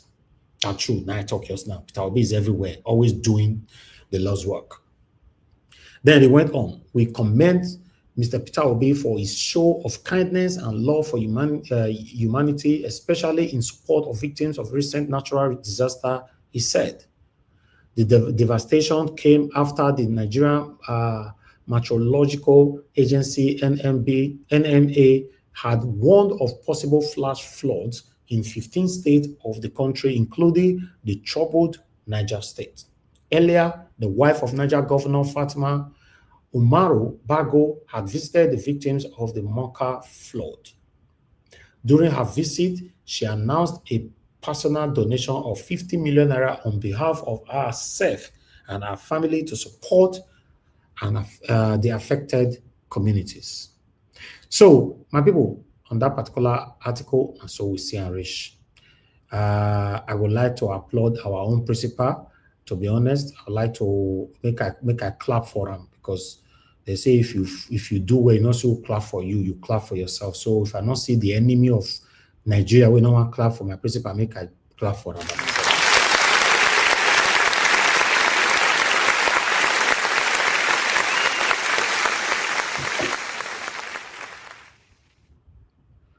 Yes. Okay, let me tally this up with what Obi have to say on this particular video here. I'd like us to quickly listen to this. It's 2 videos though. It's over 170 million people. The two combined are under 16 million. So they are less than 10%. So we can do more. All we need as a nation is to invest in these 2 states. And I've used it every day, to give an example. I've used it to speak even when I spoke in Harvard, it was sent in an analysis. A tiny state like Netherlands produces 122 billion euros worth of food annually. And they just have 10,000 square kilometers. We have Niger State at 76.3, 2.5 times that. So for me, whatever happens in Niger State affects our nation. And I think we lost a lot. So we're just here to condone and show our solidarity and continue to assure you that for me, for Nigeria, these are states we need to invest in. These are oil. We will put our resources in it. We will generate what we are not going to put from them. So we're here to condone you. May God Almighty, who has spoken to the senator and representing that, so may God Almighty, who allowed that, because we cannot question God. This has happened. It's called a God. May He grant those who died eternal rest, comfort their families, and the good people of Niger State, and continue to bless the families and the good people of Niger State. Thank you and God bless you. Okay, on that one, then Peter Obi also has something to say here.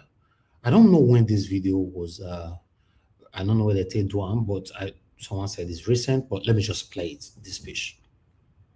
Hospital without knowing how to pay their bill. That's what concerns us. Not this about. And not bringing you people out from your office to come where there's party. No. There's a better thing because you're doing a great work for the country. It shouldn't be. We will take it up. That's why I came out today. So I thank you people. And I will also, you are the member. Are you? Yes, sir. I'll see you.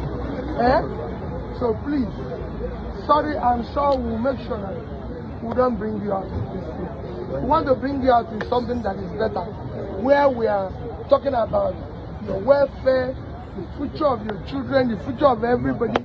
I always tell people it is important where we build schools, where your children, my children are in the same school.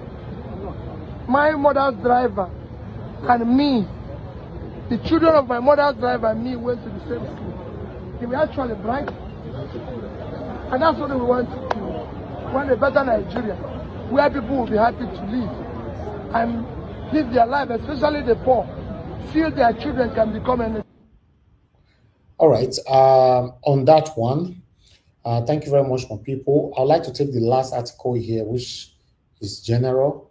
As you can see right there, it's circulated everywhere. The full list of because WhatsApp is about to close down some selected phones. If your phone don't old like this, you don't feel they use WhatsApp anymore. Full list of phones that WhatsApp will no longer work on from May ending, from this June. Now there'll be this. So it's better when you go buy a better phone now. If you don't get a better phone, now that they talk for you. So according to what they're saying here, iPhone 5S, iPhone 6, iPhone 6 Plus, and many other Samsung, people who use Samsung and other Android, rather Android. Let me just say Android because not just Samsung that use Android, So all these ones are placed, I'll pick call soon. So those of you that use all those old phones, please do research on it because Galaxy S3, Galaxy Note 2, Samsung, and all that, blah, blah, blah. So WhatsApp, one lock on out. Galaxy H3, Galaxy S4 Mini, Motorola, G, whatever. I don't know this phone. Moto E, Razer HD, HTC, the Desire 1X, Desire whatever, LG. Where all those phones come from? Nexus, L90, Sony, Xperia Z, Xperia SP, Xperia T, Xperia V. So if you're part of the people using all these names there, I never hear for my entire life. So they go pay by better or allow before you learn in the hard way. Wow. But meanwhile, with what I have on the screen there, a couple of days ago, we deliberated on this list, how government say that they spend that lot of money where they go borrow, where the Senate president and the Senate bodies approved. On that particular one, Nigerians are focusing on the 266.25 million naira for one street lights. Remember, they say they spend that 1.something trillion on 1,477 street lights. So according to the way Nigerians still work them out, it can be like 266.25 million. That is, 170. Yes, I'm right. 266.25 million for one street light. I beg you. I remember I said I buy street light for some area for those state that time for free. I know say don't take a Buhari regime. One street light at that time cost about 70,000 naira. Yes, I remember.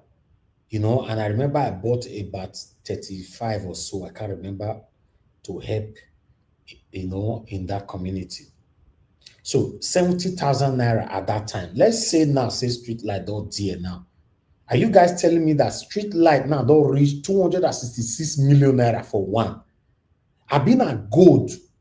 Because maybe this one where they want break on so now the one way go, even when you know they do well for your life, you get depression. If that light you're on, you are good to go. Even when you want die, you know, don't say you want buy or anything want happen to you, as you're on that street light, you are good to go. Because sometimes when our leaders they thief money, they know they think before they are all these things where they put together and project it to Nigerians. Let's take people's reactions. As you can see there, Arek said APC would be the end of many Nigerians if they don't unite to tear it down. Yes, the other one said this is too much. Why the other person there said, how much full mansion they cost again? Then Moses also said, our Tiffy not too much shy. They probably want to buy the sun. Yeah, probably. You never know. Because this is ridiculous amount for one street light. While I get Jane Bond said, that's 180 million naira per street light. That's the calculation for that person there. But how somehow it balloons into a headline that sounds like we are buying chandeliers from Louis Vuitton. Exactly. Maybe this street light now Louis Vuitton or Versace. You never know. If you do your research properly, it might be. This isn't budgeting. It is money laundering in broad daylight at a time when people can't afford basic food, fuel, or school fees. The government is dropping hundreds of millions on lights like we are lighting up Las Vegas. Where is the breakdown? Where is the transparency? Where is the shame? Nigeria doesn't suffer from a lack of resources. It suffers from the elites. Greed, dressed up as procurement. Then Truth said, the heart of man is desperately wicked. But you see the heart of a Nigerian politician. I don't know what to call that one. I don't know what to call that one. Then Sammy said, that's approximately $170,000 per street light. $170,000 per street light. This street light costs more than a Tesla Cybertruck that starts at $100,000. Nigeria is a crime scene. Supporters of this government will find a way to blame someone else. Exactly. They listen to me here. They are satanic. They know you talk for this kind of thing. Lie. You not concern them. Then, Prince said, Pablo is massively saving funds to carry out next election campaign, but off INEC and completely by the judiciary. Okay, now the Pablo be this way that they talk. I don't know, because this man with this picture, so it looks familiar. Is this the Pablo? I don't know, because I saw they take post and how take care they come here. I don't know. But meanwhile, Eboegbe Basel said, everything on that list is questionable. Aren't no independent consultant that we say itemize the list. What's the health-related project? I asked this question the other day, health-related project. I asked, what do you mean? I personally talk and read that list. When I remember, all items are projects are questionable. It's so sad. Training of teachers list, the teachers' names, these leaders are heartless, so sad. Exactly. Is this information correct? Exactly. We need to ask, because the whole thing will be like, citizens said, we need to be reading the whole budget aloud every year. Form a committee to analyze and follow every project in that budget. This country, the corruption stinks. The high heavens, imagine 114 billion for 538 boreholes. That's 200 million naira per boreholes. Boreholes where them they dig with 4 million naira max. May evil before all useless cooks spits. My people, not be small thing, no, not be small thing. Thank you, Madam Patricia. Then we have 2 more to go. Multiple people reacted there. APC would be the end of many Nigerians. Okay, we took this before, right? Okay, the last one. Okay, yeah, we don't finish them. That's all. That's all I have for you guys today. It's very, very unfortunate. Very, very unfortunate. The saddest part of this whole thing is that we easily moved on in this country. You see, and the reason why I have to talk about it again now for the second time, because people are still lamenting and deliberating on it. You know, if not, as I talk about that first day, many of you will not forget. If not, I deliberately have to make it an headline again today. If not, I would have just put it as headline. No, I say no. Let me use this as headline, so that anybody that is just passing by, if you look left, you will see the headline. Say, Siamo. Now 266.25 million naira. Now our government buy 1 street light. 1. It's very, very unfortunate. My people, on that particular one, that's all I have for you guys today. For those of you that were calling in earlier on, start calling in now. I only have 1 person in the panel. For those of you that want to join the panel, keep coming in now and let's do this all together. Okay, someone else is joining the panel now. Mr. Jonathan, the building, you know. Yes, for those of you who want to call in, I might not have time to pick calls later. That's what I'm saying. So, and my wonderful people right there, can somebody just press on the $sign, buy me a coffee if you can, encourage what we do here. Continue to press on that like and help us to share. Okay, if I wait for another 10 seconds, no call is coming in. I'm moving on straight to the panel. 2 people is good to go. Others can join later if the time is permissible. Now, God, I will bless you, my people. Thanks for your continuous encouragement. Thanks for putting your time out there to see how Nigeria can be better in our time. We are only just doing our part. Not that we have the power to change the narrative, but let's continue to do our part. Some of us that are doing our part here, if you check the 2 people on my panel right now, they don't even supposed to talk about what is affecting Nigeria. They don't live in Nigeria. Madam Patricia don't live in Nigeria. Mr. Jonathan don't live in Nigeria. Me, I can say I don't live in Nigeria, but I'm in Nigeria right now, but I can choose tomorrow not to live in Nigeria anymore if I want to. So that's the thing. So at the end of the day, we should understand that what we are doing, we all are doing it for ourselves. We are not doing it for anybody. It's supposed to be a collective effort. We should know that. I appreciate every one of you, my people. Now, God, I will bless you. I have the first caller already here. Madam Origin is calling in. Madam Origin, thank you very much for calling in. Good evening to you, ma. It's been a while. For the past 78 years, we've not heard from this woman. Talk to us, ma. Mr. Niger, how are you? I'm very fine, man. Thank you. You don't leave us for street now. We are managing. We are still here. We never change. Mr. Niger, I never go anywhere. Remember the last time I said something to you? I said, and I think it's because of Kenneth Okonkwo, what he said, and the guy was like echoing what I said last, and like I now hate to hear my voice talking about a contraption that is after my people, indigenous people inside. It's not about whether it's Igbo, Yoruba, or every ethnic group in that contraption concocted. Nobody is safe in that country. So when he said it, looking foolish and stupid, trying to, oh please, mommy Diaspora, oh my manners, mommy, this is why I have not been coming, because I don't want, I'm like, I'm not behaving anymore. Mommy Diaspora, the angel in the house, I greet you, ma. God bless you.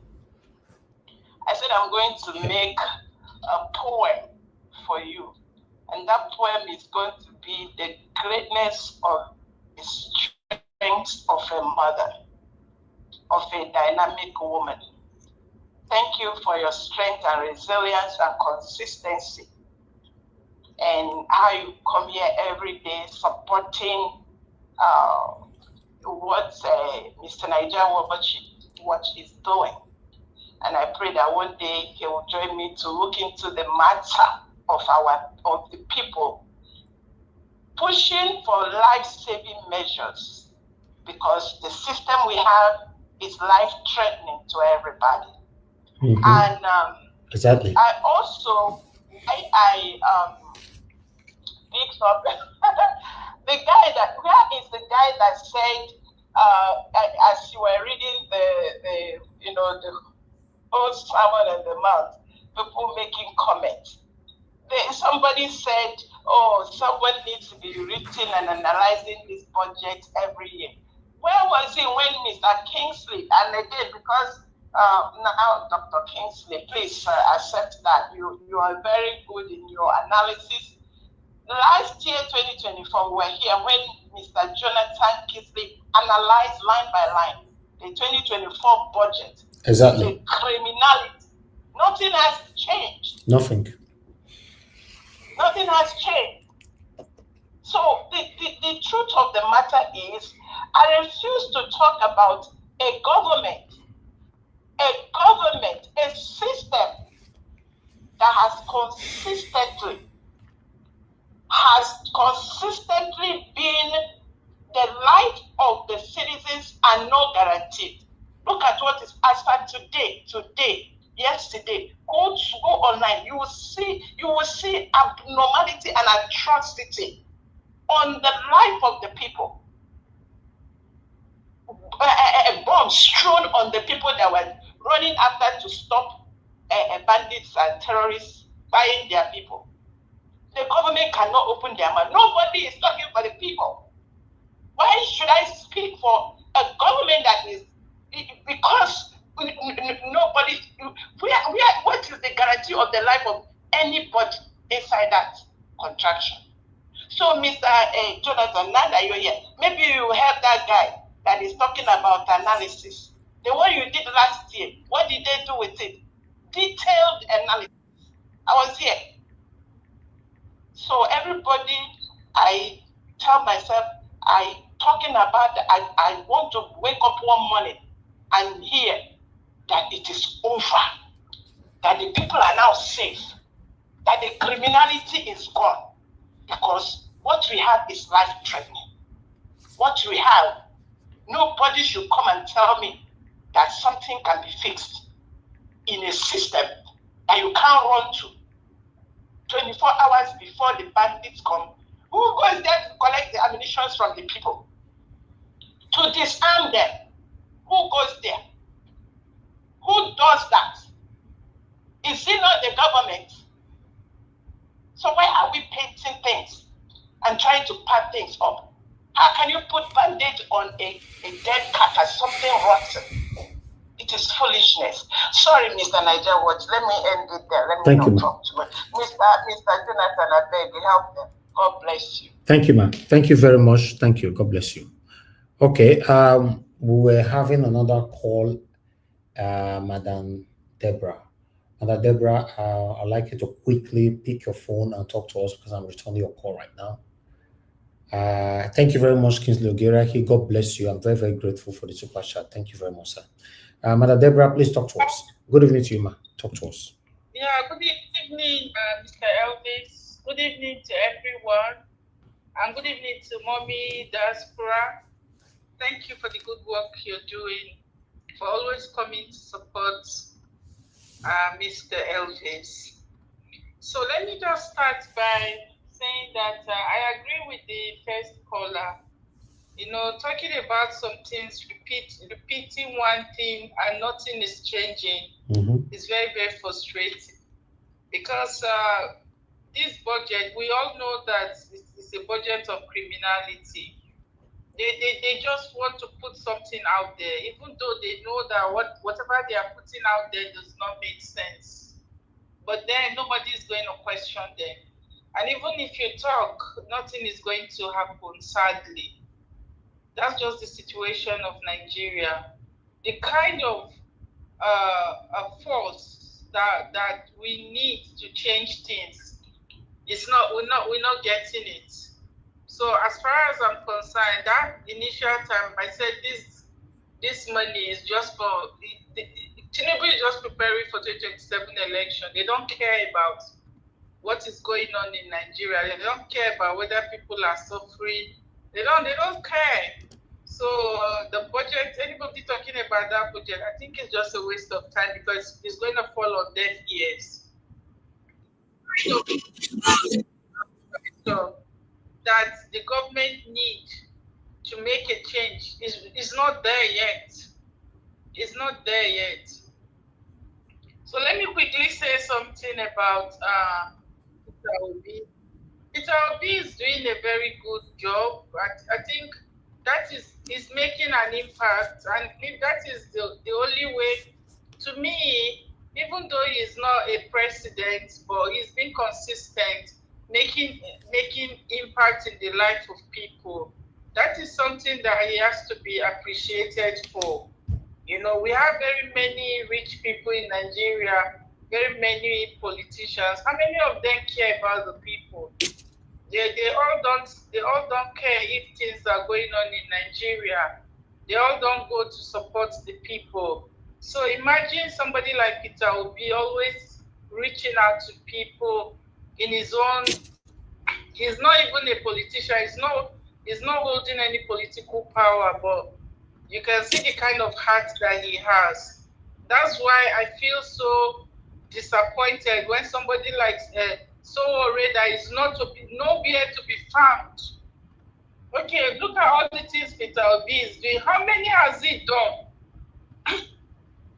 Except once in a while he just goes to, if they arrest somebody. I'm not saying he's not doing something, but for him to sit down and be criticizing a man that we all can see that is doing something, I think that is shameful.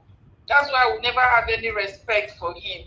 Because if you say you have the interest of the country at heart, and then you are busy criticizing the person that is trying, that we all can see that is doing something good, then that means that you yourself, your own attitude is questionable, you know. So well done to Peter Obi. Thank you. But my only advice to him is that I hope those donations will go to the actual victims, because that's one thing in Nigeria. You see all these politicians, when help like that come to the people, they will take half of it.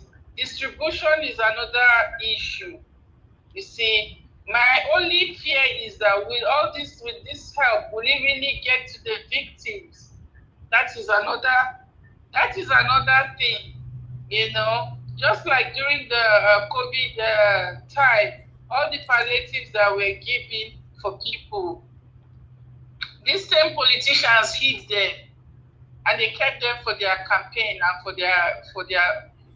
their own personal use. So I really hope that Peter Obi has a way to really try to ensure that this money he's given will actually go to the victims and not people pocketing them for their own good, because that is something that can happen. He also gave a trailer of food. He gave them a trailer of food, not just money. Yeah, but what's the guarantee that my question is, what is the guarantee that it will actually, is the distribution that is my concern? Mm-hmm. Because Peter Obi is not going to distribute it himself. He's definitely going to hand it over to government officials or people that are there. With the level of corruption in Nigeria, what is the guarantee that those victims will actually get it? Okay. The fear is that most of these people might keep those things for their relations or even take them to go and resell. So I hope that there's a mechanism in place to ensure that the actual victims get the help that they need.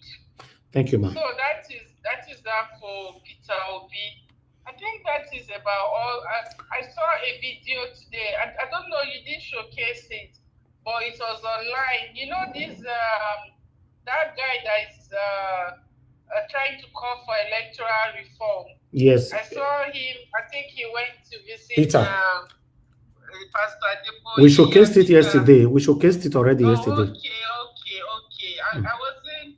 I think I didn't see it. Yeah, we So showcased it. I hope that he goes to because Adebo is not going to say anything about electoral reform. So I just feel that guy should not be discouraged. But at the same time, I don't know if the energy he's using for this electoral reform, if it's going to yield any positive outcome. Because He's doing well. need to put a lot of pressure for these people to change anything, because it's not in their interest.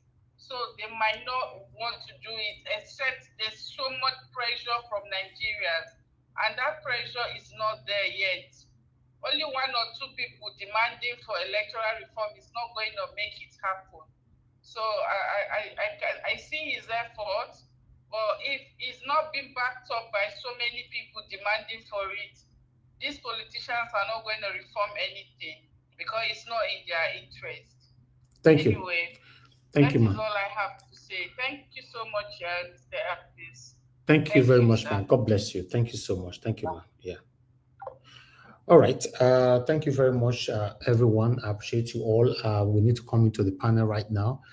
There's a comment from one of our enemies on the comment section, but I will not delete it and I will not block you. But it's very unfortunate that you just came from nowhere. We've never seen your name before. You already know if we block you now. In fact, you were expecting us to block you, but I will not fall on that. But I like your prayers. You know, in case for some of you that doesn't understand what that means in English, you said, I will interpret. If Nigeria was collect money from Obaseki, then you now Lagos. I want to say a big amen to that. Yes. But if we did not collect money and you just came from nowhere to say if Nigeria was collect money from Obaseki, all the costs you laid there will go to you and your generation in the mighty name of Lord Jesus Christ. Amen. So you see, we are junior Peter Obi. We are too pure to the extent that we are too pure. When I thought they talked this thing for more than a decade, we are too pure to the extent that you cannot hold anything against me. It's not even possible. Mr. Elvis. Yes, sir. Sorry to even interject you. Where is that coming from? Since when? I don't know. Somebody just came. His name is Zoji. I've never heard of that person before. But it's good to address people like this. It's good. I would have ignored you, just quickly delete it. People that will quickly delete this kind of comment are people who have something to hide. We don't have anything to hide.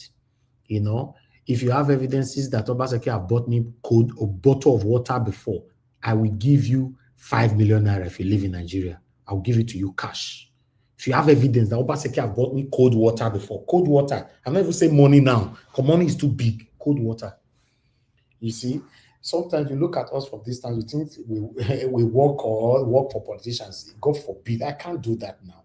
Even the people that is working for politicians, by God's grace, you know, you get the way. I don't give this person. You know, you said that that's like a bed. And just to display yourself, just catch them. No, not block them. Let them be. But you just forget. Don't give any mileage. I beg. Don't give him any attention. It's a distractor. Okay. All right, no problem. You know, so should we block him or leave him there? Because he has never commented here before, so it's like they send him here. Since we've addressed it, let's block him. He shouldn't be here. There's no need for him to be here at all. But nevertheless, I appreciate every one of you, my people. Thank you very much for your time with us. I would like to come to Madam Patricia Tagojemi. Thank you very much, ma'am. I appreciate you. Thanks for your time with us. Please talk to us. Good evening to you. Good evening, Mr. Elvis. Thank you, ma'am. Good evening to Mommy Diaspora. Thank you for all that you do. May God bless you and keep you long. And also, may you enjoy the fruit of your labor. In Jesus' name. Good evening, Nigeria Watch family. Everyone watching, whether from home, from wherever you are, welcome you to the broadcast.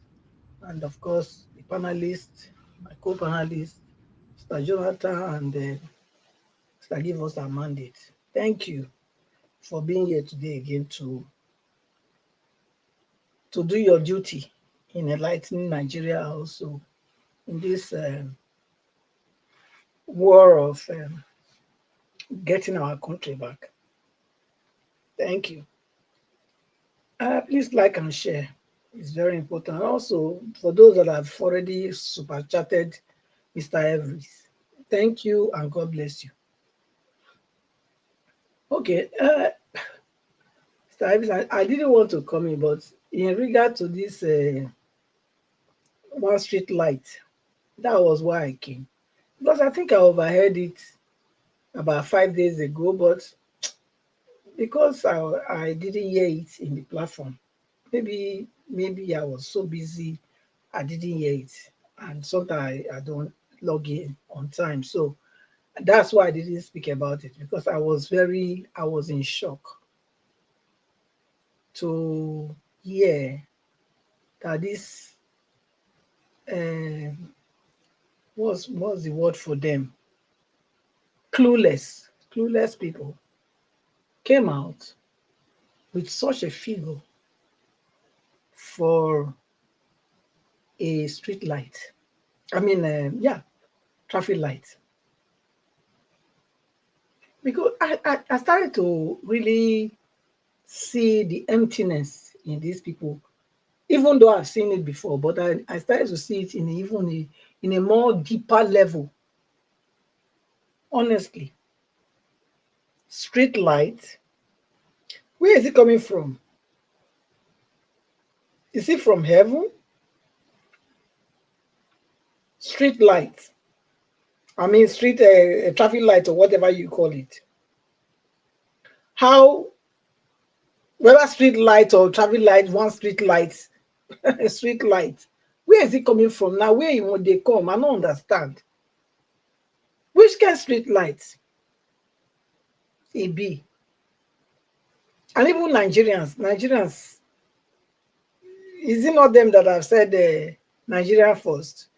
So are we sure that Nigeria doesn't have brains to make street lights? Common street lights. You think Nigeria don't get brain to do street lights? That's God. What do they take? Anyway, this is exactly what they take Nigerians for. Fools. Capital. Because if not, ask me where they come to take their treatment, where if they are feeling headache, they come to seek the doctors here. Whether any of the politicians or the mayor of a city will say he spend over how much for one street light. Whether not be that day, not be go resign. That day. So this is clear that I don't know how far they want to push Nigerians, so I don't just know. I don't know, honestly. But looking at it, who can take this? Except you are a proper fool with capital letter. That's the only reason you can take it. And all the journalists that have helped to flog this matter and cannot bring sense to it to Nigerians. You all are complicit. You all are the criminals. You are involved. Look, we used to think it's only traditional rulers, religious rulers, then politicians, the judges. Look, the journalists, they are also the problem. Because they are the ones that has the fourth office to enlighten people, the fourth year office. Journalists, now then get them. Those that we can, shape narratives. But even the so-called Rufai, everybody are hearing Rufai on fire, did not react to this very amount of money for one street light. I think all of them, they are selective. If they give you the brown envelope, they will not talk about it. They don't give them, that's when you will hear them talking about it. So look, Nigerians, and now. And Nigerians not go fit solve this matter, not be all these people. Honestly speaking. Only Nigerians can solve this problem. None of these so-called people that like the judges cannot help you. Politicians cannot help you. Traditional ruler cannot help you. The religious enclave cannot help you. So, what does that result to? You have to help yourself.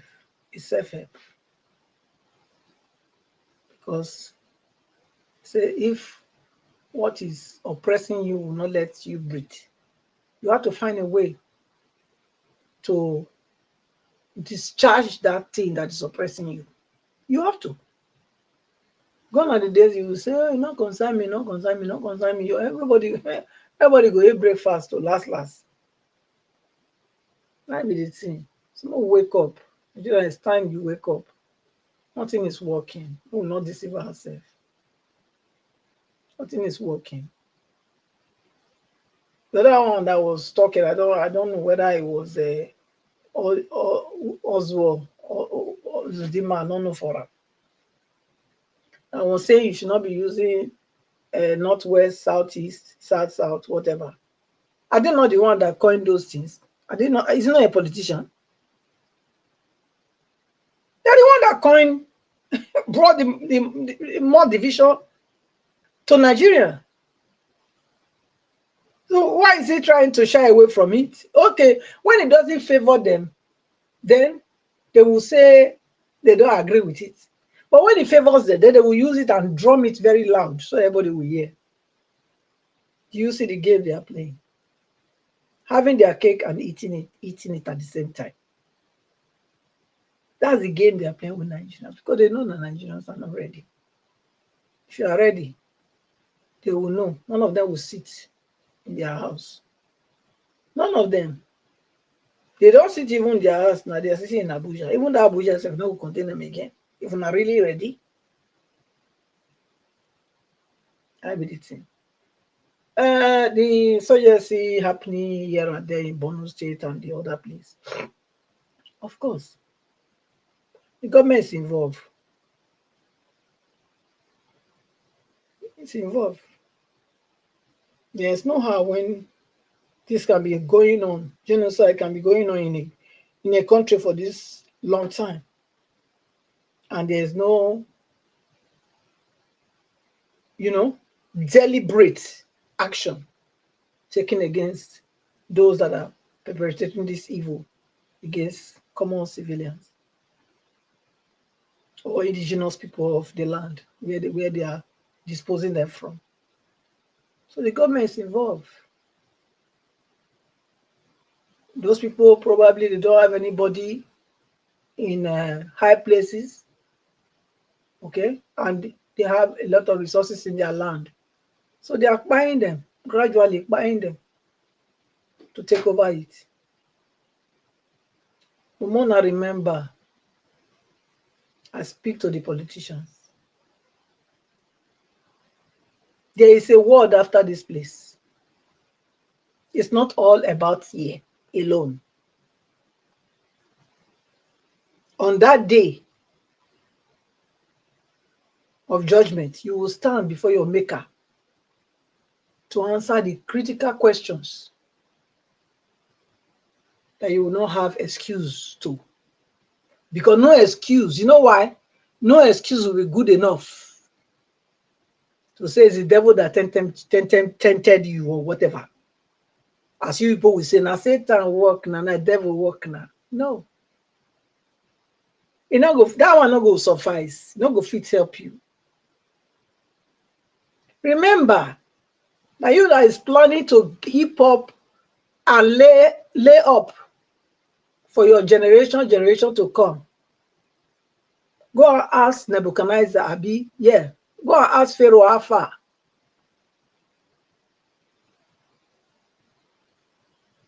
Go and ask Pharaoh how far. Go and ask Aaron how far. Go to their grave and ask them. Even when you know some people that have lived before you, prominent people in Nigeria, go and ask them how far. Go to their grave and ask them. You came with nothing. You will live with nothing. And all this your jaguda, stealing, grabbing, snatching, running away with it, we end up that the fourth generation might look as though they are keeping it. The second after you, nothing will stay. Nothing will stay because while they are stolen wealth, they don't belong to you. They will go back to those that really own those wealth. So my advice to you, if you people will listen, is learn to do good. Love your own. I mean your own, I don't mean your children, because to love your own doesn't mean loving your children. Love those that God has put under your care. If it is God that really, really appointed you. So that's my advice to you people. If you like, you take, you like, you not take. But one day, we will see face to face where that judgment go, they go on to. We can another devil now. We can devil. Displaying is satanism. What do you expect? All of them they be the same. Ameshi and him are the same. I bet make anybody know the different Ameshi. What will they talk about? Instead of not they among. You know, be say they're hungry. Hungry, make a hungry killer. They're hungry killer now. If Nigerians they cry of hunger, now Ameshi is supposed to be saying they're hungry. What will be that? If they fight, if they want fight for power, this they are yeah, what did they call it? What did they do so? Eh? What they say that they do, they come together. I beg. I'm not they see any headway out of it. You know, sorry about that. I'm not they see. Let me see. Say they won't come together to wrestle power from Tinubu. Now they won't do now. Don't be about Nigerians now. 1 minute more. 1 minute. What is the last one? Be say Peter Obi. Yes, it's commendable what he's doing, but I would like to really know when he started doing all these things, because I don't know. So if anybody can educate me, please do. Has he been doing it for 20 years ago, or 15 years back, when he or started 10 years? doing All this charitable work he's doing now. Yeah, I would like to know when he started. I want to know. So, yes, I want to know. We cannot be fooled. We cannot be fooled. Nobody, look, I don't dare for Nigeria see with this my crow eye and observe people, attitude and characters. Nobody can deceive me. Anyone can be, anybody who wants to be deceived can be deceived. Not me. Thank you. I'll leave it there. Thank you. Okay. Maybe someone or two can answer that question. Me, I don't know. But thank you very much, Madam Batsha, for coming in and for your submission. But meanwhile, I'd like us to move on to the next person on the panel. This panel, this our panel, so I got. That's why it's called panel. I love her, man. Somebody will call, bring question from one caller from nowhere, everywhere go your turn upside down. The answer there now, the answer there. Okay, all right. Maybe we'll hear from you later then. Madam Patricia, we don't get person go answer and we get it on. Mr. Jonathan, thank you, sir. Good evening to you. Please talk to us. Thank you, Mr. Hubris. I agree too. Thank you, God bless you. God bless you. Yeah, thank you very much. I appreciate that. God bless you for the good work we are doing. I greet you once again. And my fellow panelists, God bless you greatly. Madam Patricia, Mr. Give us a mandate. God bless you all. Mommy Diaspora, welcome once again. God bless you greatly. All the commenters and all the callers, I greet you all. God bless you all greatly. You all welcome. Madam Patricia, let me start from where you ended, the last two areas that you touched. The one that is very profound to me was the statement that you made, that yes, we all came with nothing, and we shall live with nothing. What a time. What a message for a season. A message for the time for Nigerian politicians. More specifically, they all came with not all of us, but with specific reference to them now. They must know that they came with nothing and they shall live with nothing. So this grabbing that you want to have it all for yourself, it is vanity. It is just vanity. I just pray, I hope that that's this simple message. People say it or they hear it from time to time and it doesn't sink in. They just hear it and they just move on. No, it should sink in. It should sink in. You should think about it. You should sit down for a moment, or maybe when you lie down on your bed for one night, just one night, when you lie down on your bed, you want to sleep, even for a minute, just think about it, that you came with nothing and you will live with nothing. You will be a changed person. Honestly, you will be a changed person. Because this idea of stealing what is meant for a nation, and you are doing it brazenly, in broad daylight, with reckless abandon, you don't give a damn, you don't care. Just know that there is, as you one day you will meet your maker, because this is too much for a nation. This is just too much. I stand to be corrected. I don't think there's any country in the world where this type of stealing is going on. I don't think so. I stand to be corrected. I don't think so. Is that in Canada? In Toronto? In Toronto? It can't be. It cannot be. Maybe somebody will tell me, or just tell me, maybe somewhere, then we can look into it. I don't see it.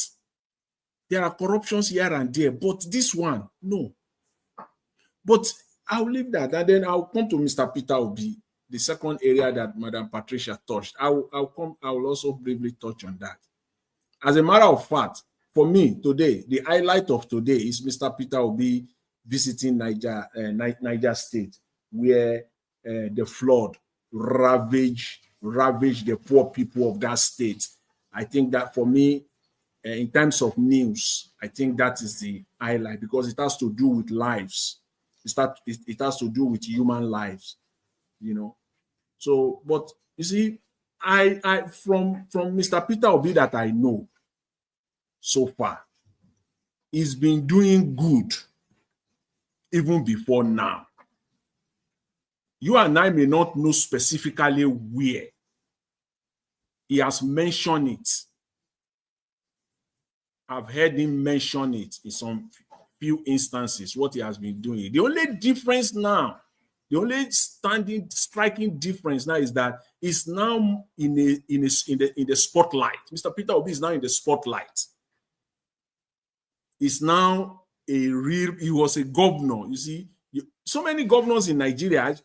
As I stand here right now, I don't, out of the 36 governors, I don't think I can name 20 of head. I will do my best to name their names, maybe 15. Maybe 15. But they are there. Unless if I hear the name or I looked at it as, oh, okay, this is the governor of this state, this is what he's been doing. But for me to just, as I'm here right now, let me start mentioning the names of the 36 governors. At best, I will do maybe 12 to 15. Meaning that the searchlight, you know, is not really so much on them the way it should be. So, but for Mr. Peter Obi now, is that the searchlight is now on him. If he sneezes now, everybody will hear it in Nigeria. If Mr. Peter Obi literally get cold and he couldn't come out for 3-4 days, people will start talking. Where is Mr. Peter Obi? So that is the difference now. So I don't think he's been doing this. He talked about his family. One thing politician does best is that they will, when politician wants to come out, the way they introduce themselves. Real politicians, so I'm not talking of crooked one in Nigeria that you don't know them, they will just pop up from nowhere. Real politicians with good intentions, the way they start is that they will start from who they are, the family they came from, their mother, their father, the school they attended, their life experiences. That is how they introduce themselves to the citizen. That's what politician does. And I think Mr. Peter Obi, for me, is the only politician that has done that very well in Nigeria. He introduced himself. He talked about his father, his mother, when they go, how they forced him and his siblings to go to church to drop offering in church, even if he really didn't want to do it that time, that they will force them to drop offering. And that it came to, when his father passed or his mother passed, he talked about how they saw the booklet of the money they are paying on like their donation. They didn't believe it, that they have paid so much into the church. So he says a lot about his upbringing. How many politicians in Nigeria will have done that? For me, these are the things I see in him as an outstanding man. It's not that he doesn't have his flaws. Nobody is perfect. In fact, he has a lot of them. I can also sit down here and use the entire time allotted to me to talk about his flaws. But in terms of character, I think he has a pass mark. And talk of character, what happened in Niger State? What happened in Niger State today? I mean, this past weekend. I've been watching it, I believe, since Friday, either Friday or Saturday on Al Jazeera. When this thing happened in Niger State, Nigerian news did not carry it. It was nowhere to be found, not until 2 days ago. Not until 2 days ago. When the real flood was happening, like you will see the water. Just imagine how people will survive. Because in Nigeria, there is no respect for human life. No empathy, and you say you have a government. Normally, issues like this, the president should have been by now, at least by the end of this week, live, not that using surrogate, he will be there live. The president should be by now. That is what president does. That's what they do. But because there is no respect for human life, these are your citizens. These are the people that you stood in front of the entire nation and you made an oath that you will protect them. You will protect and defend the constitution of the Nigerian constitution. In effect, you will protect the Nigerian citizens. This is what you sign up for. And now their lives doesn't mean anything to you. Still counting, over 200 people died in this Niger flood disaster. Nothing from the president. No statement. But Bayo Ononuga and his like, Felix Moka and his like, they can go after Mr. Peter Obi, they can go after their other politicians like themselves. But when it comes to the lives of Nigerians, the people that you swore to protect and to protect them, you will be found wanting. Nowhere. No, you can't, nothing. It says a lot in a normal climate. Because of this, because of this event, the election is already decided. In a normal society,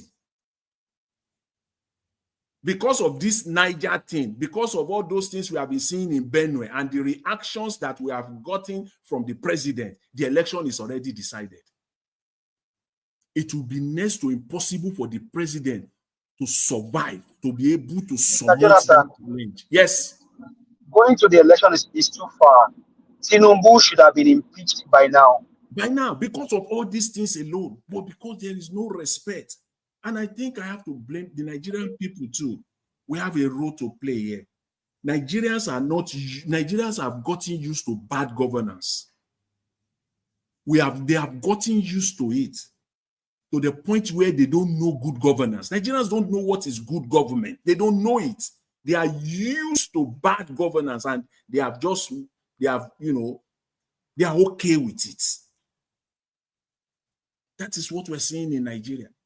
Over 200 people die in this flood, and you see a politician going there, whether he's doing it for show or anything. Well, he is a politician, and that's what we expect. That's part of that's what they're supposed to do. But we don't have any. We don't have human beings leading us in Nigeria. So I don't know what to call them. There's no face of empathy at all of any kind. Nothing. But when it suits them, when it fits them, they will be throwing money around, pulling people. That's what they do best.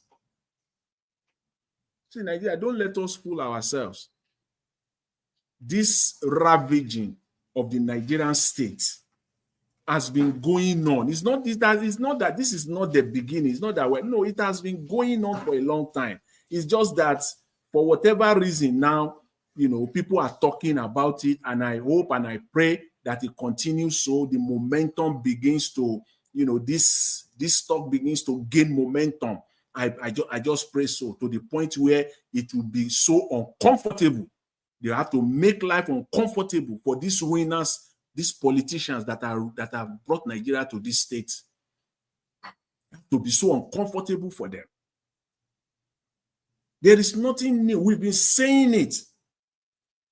We have said it on this platform. At least from me as a person, I've stated it, and Mr.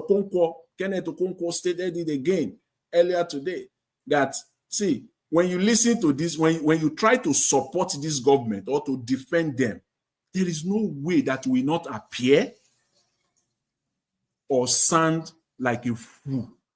It's impossible. It is impossible. Where do you want to start from? There's no way. Look at that man. He sat in that studio, that channel studio, that senator, Kalu. He sat down there. You can see him there. He appear like a fool in an attempt to defend this government. You appear and you will sound like a fool. Always said it that anybody who wants to leave everything that he has worked for in his life to come and work for this government, just forget it. Everything you have worked for is gone. It's over. Your reputation is gone. How can some people be telling us that they have put $50 billion, Mr. Tinubu has obtained $50 billion in foreign direct investment in the last 2 years? $50 billion. Where is $50 billion in Nigeria economy today? Where is 50 billion? Please, somebody tell me where 50 billion is sitting today. They are just feeding Nigeria with propaganda and lies, and they are doing it with impunity, with reckless abandon. They don't care. They just lie. When they want to throw those cheap arguments out, they will say all of them, all the presidential candidates said they will remove subsidy. That has been their chief defense. Okay, fine. All of them said they will remove subsidy. But I thought that when you remove subsidy, you will get some proceeds from it. Where are the proceeds? 7.2 trillion naira you claim per year. You've been there now for 2 years. Okay, where is the 10 trillion naira in Nigeria economy today as proceeds from the subsidy? Where is it today? Rather, you are going further to borrow more. Because they think they just cite all these examples as if people are dumb and people are morons. If you said you want to, okay, fine, everybody, you have done your own. Okay, you are the one that eventually won. You are in the seat of power now. So you remove the subsidy. So where are the proceeds from the subsidy today? What have you done with the proceeds of subsidy today? Where is it? It is one thing to pad the budget, to insert fictitious amount into the budget, it is one thing. It is worse if you did not even, at the end of the day, you will not even carry it out at all. You can see the destruction. Look at the double jeopardy. Look at the double jeopardy there for Nigerians.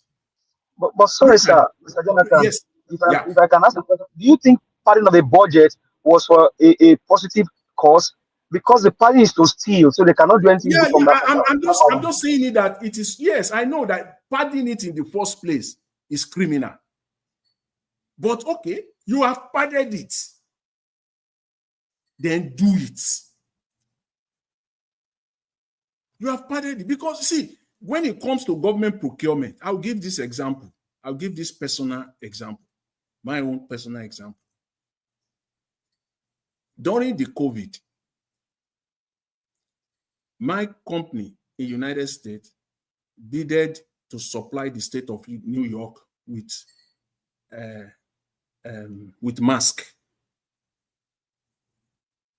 We got it, but here is my experience. To work with government, government is the one of, when you are working with government buy everything at the cheapest rate possible. In fact, I gave up because they will make sure that you make no profits. But when you now look at it from human angle, that apart from profit, you also doing this that time. Everybody was desperate. The government was desperate. The people need this thing, and you are supplying it at the rate of. I'll give you an example. I will tell you specifically. Supplying it at the rate of 0.0 cent, 0.08 cent per piece. And and when you go to the market, you can supply it at the rate of 49 cents per piece. But the state got it at the rate of 0.08 cents per piece. They will like, they will argue it. They will negotiate it. That's what government does, because it is public money, because it is taxpayers' money.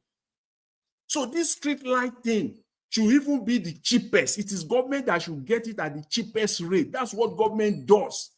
In our own case, it is government. In our own case, it is government price or government rate that is always the highest. Isn't that an anomaly? Anywhere in the world, go and bid for government contracts. Try it. In United States, in Canada, bid for government contracts. Go and try as a business person to say, okay, this same thing, I want to sell it outside. You will barely make profit. The only thing you are assured of with government will be the volume. Government can give you a contract of $1.2 million, one shot to supply. And then you will get a profit. Maybe you are making 10 cents or 5 cents per piece. Because it's a game of number and volume. That's why that's why contractors goes to government in a normal client, because of the volume and the certainty of it, that it is regular. It will come every year consistently. But in terms of the price you will pay with government, that's why when you see real business people, they don't try to do it with government. They will do it privately. How much money do you want to make? But in Nigeria, it is the opposite. The borehole. If everybody, how much is borehole in Nigeria today? Worst case scenario today, worst case scenario, it will, at least borehole, when the last time I did borehole, maybe 2.5, 3 million. But let's even say for now, the way things are, let's even say 20 million per borehole. Let's even say it's rock. They have to dig rock, not sand. It is rock. Let's even say it is 20 million. And it is government. Government will price it to a point where that contractor, you will barely make profits. You will barely make profit. That is the way it is. But in Nigeria, it is the other way around. How would they defend? Okay, having said that, I think the last speaker talked about the Nigerian media. It is good now that we are all talking about it. What is the next step for us to do? The next step for us to do is to interrogate 2 months, 3 months, 5 months down the road. You and I should expect by September, October, pick 2 or 3 senatorial constituency in Nigeria. They should have been lighting up with street lights. That is incumbent on all of us. It is the responsibility of the Nigerian media to do that. Failure of them, or all of us combined, to put more searchlight by the last quarter of this year on this matter, then all of us are enablers. All of us will be joined together as being partners with them in destroying Nigeria, starting with the Nigerian media. Because we have to go. You want my own constituency, because the budget is there. I can see it now. I'm looking at the budget. I know that in Akwa Ibom Central, they've budgeted to do 250 street lights, 250 of them per piece. 250. So what stops you and I, or the Nigerian media, to go to Akwa Ibom Central by the end of September, by the last quarter of this year, to go and find these 200? Let's not forget that in the last budget, these things were budgeted for in the last budget. Yeah, those ones. I think we are playing a very, very big role in enabling. So that's why that's why I said I think last week, if you allow me, sir, last week I said maybe we'll just do one day of the budget and ask people to come. Right. Maybe Mr. Evans, we can do it and then bring people from different constituencies and ask them. Okay, let Mr. Jonathan round up so that you continue. Yeah, Mr. Jonathan, round up in 1 minute. Yeah. So when they said the street lights, each one of them is over 200 million. So 200 million times 250 in one senatorial district. I don't understand though. I just don't understand this kind of money. That's district should be lighting up, and on top of it all, where is even the electricity that will power all these street lights? Where is the electricity? It is one thing to do this criminal budget padding. It is another thing not to even do them at all. That makes it even more criminal. To have the audacity that you will not even, to be brazenly, stealing, that you will not even do it at all. They will not even do it at all. They will just run away with the entire amount. It's not like, okay, you budgeted 250 million per piece, but at the end of the day, you only spend 100 million per piece. But they will not even do it at all. They will run away with the entire amount. God help us. Thank you. Thank you very much, Mr. Jonathan. Thank you, sir. Thank you very much. I appreciate it. I appreciate you, sir. Thank you. Give us a minute. Please talk to us. Thank you. Good evening to you. Good evening, Mr. Elvis. You can hear me clearly, sir. Yes, I can hear you. Please talk to us. Okay, thank you very much. Greetings to you, Mommy Diaspora. I greet you. Fellow panelists, I greet you all. Thank you very much for all that you do and all that you stand for. Comment section, thank you very much for all your works and all that we all are doing over here. Thank you very much. I was going to put something on my phone just to probably quickly read something, if you allow me.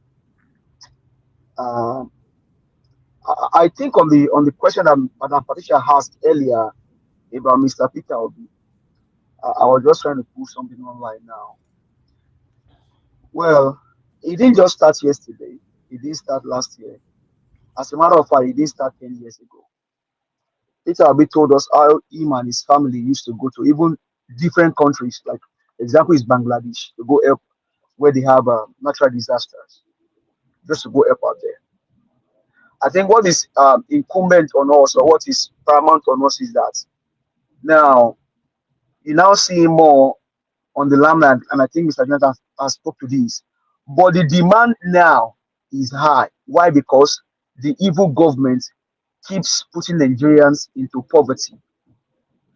Peter Gregory Obi is keen on taking out Nigerians from poverty, but the reason why you now see him do this thing the more is because more Nigerians are now being put into poverty. An example in cases, let me start with Elvis Onyedigi, for example.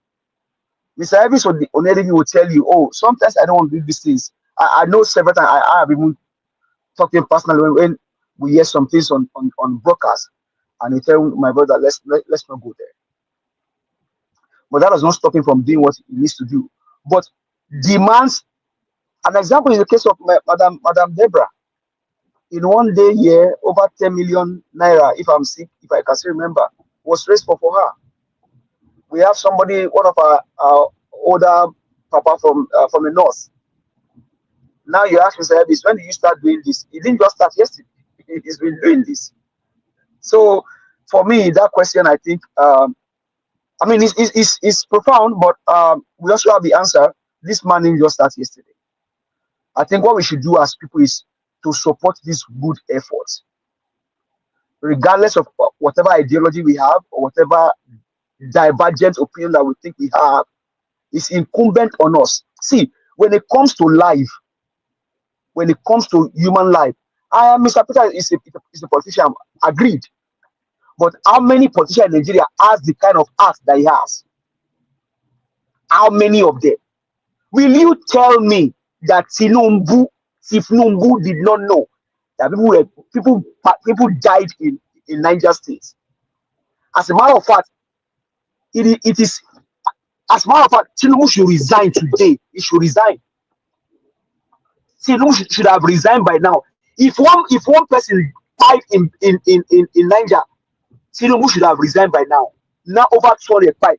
For example, a media house in America, I think it was either Fox 4 or CBS News or one of the I think it was ABC, said it that even broadcast this thing just last week, this fraud in Nigeria. You won't tell me that Tinubu did not if it was not yet CBC or yet channels or yet Arise, you can't tell me that Tinubu and his surrogates do not listen to international news because they are looking for legitimacy. ABC said it just last week about the fraud in Nigeria. Wike is in Abuja, and you have the various governors fighting themselves all around. In the heat of this flood, they went to commission 30-kilometer road out of 740 kilometer road. They went to commission 30. I've not seen. I said it yesterday. You must be a goat to listen to Reno Mokri because Reno himself is a goat, and that's what Kenneth was saying. We said it yesterday that you must be a fool to listen to these guys. That this government, this criminal government, this government of white powder, that they are doing something. You must be a fool. People are being fired everywhere. People are dying of natural disaster, flood, buying people. Hurricane has not started in America already. We are already getting to the season. The head of FEMA was making jest. The head of FEMA was making jest about hurricane, saying that is there natural disaster in America? He's already in the media. He's already in the media. They are already dragging him. And in Nigeria, you heard about this thing. Flood is coming. Flood is coming. Now, if Tinubu did not hear about the news, Remi Tinubu, at least Remi, she see more stronger than the husband, if you can say that, because Tinubu, I don't know if even is correct or even what is happening in his own country. But Remi knows. And yeah, somebody was singing some days ago. Their mama be there to make them sing for their mama. Which mother we allow over 200 of our own children to buy, and you are there in one place enjoying? You see, wake up in the morning, they stash your agbada for you. You go to Aso Rock, pretend as if the country is working, and these men, I don't know how to categorize them. They still think that they have a country that is working, and somebody somewhere that is called Reno Mokri, that he have told me what his name means, with his mustache, will sit down and tell me that the government is working. You must be a fool to listen to them. And one of Zokalu will also sit down somewhere, parading himself like as if things are working. He dress up in the morning, go to the chamber of the house to go and do business. Which business? And the business is for which people? Is it for Nigerians? They are running their own business. The business is for Nigerians. No, not for Nigerians. Because if the business is for Nigeria, in the first place, Akpabio should be in the floor of the house, deciding about the Niger flood. But will Akpabio speak about it? No. What concerns Akpabio now? I don't know where a government that has 4 years only have done 2 years, and they want to appraise 4 years on the term of 2 years. Even the 2 years is a failure, gallant failure. Mr. Evans, have you seen? For example, Mr. Evans, you went to school in London. It was a 4 years course. Did you graduate after 2 years? No. Were you appraised your final after 2 years? No. You have to complete your 4 years, and they give you appraiser. I've not seen in issue where you see a government elected to rule for 4 years. Now they are appraising them on 2 years when they see have 4 years to go, and the other 2 years is for election. That's not even approach. Nigerians, these guys don't care about you. They are APC. If APC does not buy Nigerians, Nigerians should look for a way to buy APC. If APC don't buy Nigeria, Nigeria not gonna buy APC, because APC they are out to buy Nigerians. I mean, you can see over 200 people buy in your own country, and man, I can't imagine that this man will see we are better. You went ahead and commissioned 30 kilometers of road when you have people that fight in. Man, these guys are sick.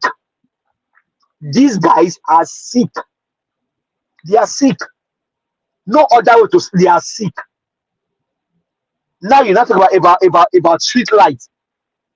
The question here is that which company is going to do the street lights under SPB, and is a way to begin to bribe them for the next election, because those projects are conspiracy projects. The money will end up in the hands of each senator. You can fact check me if I'm correct or I'm wrong. Mr. General, you can correct me on this. Those money will end up. It's a conspiracy project. It will end up in the hands of each senator, and maybe in the hands of each governor. It's a way to throw money at these guys for his second term bid. Nigerians are buying. You've only done 2 years, and you are praising yourself on 2 years. So you are taking 4 years as 2 years, and the remaining 2 years is ready to campaign for election. This guy is a failure. Tinubu is an illiterate. With no apology. Tinubu, Ononuga, Bajabi Amila, Wike, they are all illiterates.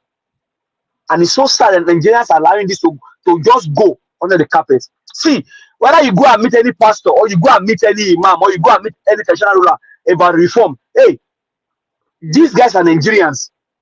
They are just told you they don't have anything to talk about the reform.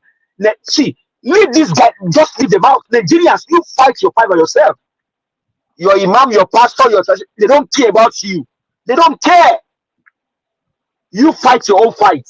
These guys don't care about you. They don't care. As a matter of fact, this street light alone is enough to declare the Senate House and the House, the rep and everything, declare them as useless. They are all gone. They are all gone. You are doing street light for how much?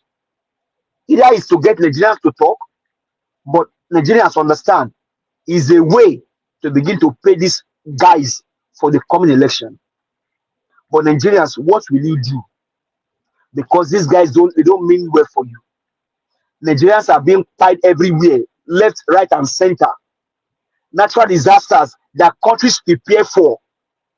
As a matter of fact, the FEMA here in America, when Trump came in, they were enemies to him. Now he's punching him in his back. And people are already asking questions. All the cases is coming. Are you guys prepared? 1 Nigerians minute. in Nigeria, 1 minute. they didn't even have any. They didn't even have the head to think about the. See, in countries, Mr. Elvis, countries prepare for disasters. In our own, no, they are likely to happen. It will require our people. They will not go there and even sympathize with the people, and they just move on like as if nothing has happened. Nigerians, arise! If APC no buy Nigeria, please buy APC. Thank you, Mr. Elvis. I need the mic. Thank you. Give us Amadi. Thanks for your submission. Appreciate you. Okay, we have our show just coming in. Joe, thanks for joining us today. It's been a while. Good evening to you, my brother. Please talk to us. I'll give you some 8 minutes. Thank you, sir. Thank you very much. Good evening, Ogayof. It's been a minute. Hope you're well. Thank you. Yes. And you're enjoying Nigeria. Good evening to everyone. Where? Good evening to everyone, the panelists and the people in the comment section. Good to be with you all once again. I just thought I would join this evening, because I saw that you were discussing the budget. I saw when there's a particular Twitter handle that I encourage anyone who's on Twitter or X to follow. They're called Budget, like budget and IT. So when they dropped this news, I think it was last week Monday or last week Tuesday, I saw it and I scribbled a few things down. Haven't read the particular tweet, which is the one that you're sharing now. If things like this cannot get us angry enough to revolt, I don't think much would get us angry, because these things, or maybe this is why these sort of conversations are good, so that we can further break it down to our people who probably are not on Twitter, who probably don't read these sort of things. Because when I read it, honestly, it bothered me, and it's still bothering me. And that's why I thought, let me even add my voice to everyone else's. Because if you break this down, Mr. Elvis, so they're saying that they're going to spend 393.29 billion naira on 1,477 streetlights. So one unit is 266 million naira. When I did the conversion on Monday or Tuesday last week, I went to the CBN website and I looked at the closing rate for dollar to naira. It was 1,583 naira to $1. So if you do the conversion, you're looking at about 16,000 naira, $16,000 for one street light. If you do a simple search on the internet to find out how much does a solar powered street light cost, because this ones they're saying it's going to be solar powered, in the US it's about $3,000 on the average, including installation. In the UK it's about £3,000, including installation. In the UK they said the high-end ones, the very best ones, about £5,000. But why is it costing us $16,000 for one in Nigeria? The worst part, like Mr. Jonathan said, is they still won't do it. That's the worst part. It's bad enough that you're stealing from the people. At least give them the byproducts of the loot. But no, you just go away with almost 100% of the money. So also on that sheet that you're sharing, it says that they're digging boreholes. I don't understand why a country will rely solely on boreholes. What happened to Water Corporation? Why can't we have, central water? Even if you can't run it to people's homes, run water to the street and let people go and maybe collect it from certain points. But now we keep digging boreholes. My worry is at some point we may start having earthquakes. This is something that God has taken far away from us because he knows that we cannot deal with it. But now we're digging boreholes. Every street in Nigeria, almost every home has a borehole. I don't think that can be good for us long term, because very soon you start hearing about earthquakes in Nigeria. And the boreholes that they want to dig, the total, according to them, is 114.5 billion naira for 538 boreholes. Each borehole is going to cost 213 million naira. Now, borehole in Nigeria does not cost more than 3-4 million naira, 5 million tops. So why is it going to cost us 213 million naira for each borehole that they will not even dig? There's a guy called Mr. Beast. He's an American guy on YouTube. He's one of these YouTube celebrities. He dug over 100 boreholes in certain African countries, Cameroon and some other countries, about 2 years ago, or maybe a year ago. Some of those countries, their politicians got angry, jealous, because he was putting them to shame. He was providing water for their people. He's just a random American guy. He's not even a politician. He's just one of these popular guys on YouTube, got a lot of donations, or he gets donations, and he spends the money for good cause. So he dug boreholes, and the politicians started saying, why did he come with the savior mentality? We didn't beg him for these things. But the people were happy. I mean, the crux of it is, it cost this guy, when I did the conversion, it cost him less than 15 million naira to dig one borehole in similar terrains in African countries. So why is it costing you and I 230 million naira for one, when it costs an Oyibo man who came to Africa about 15 million naira?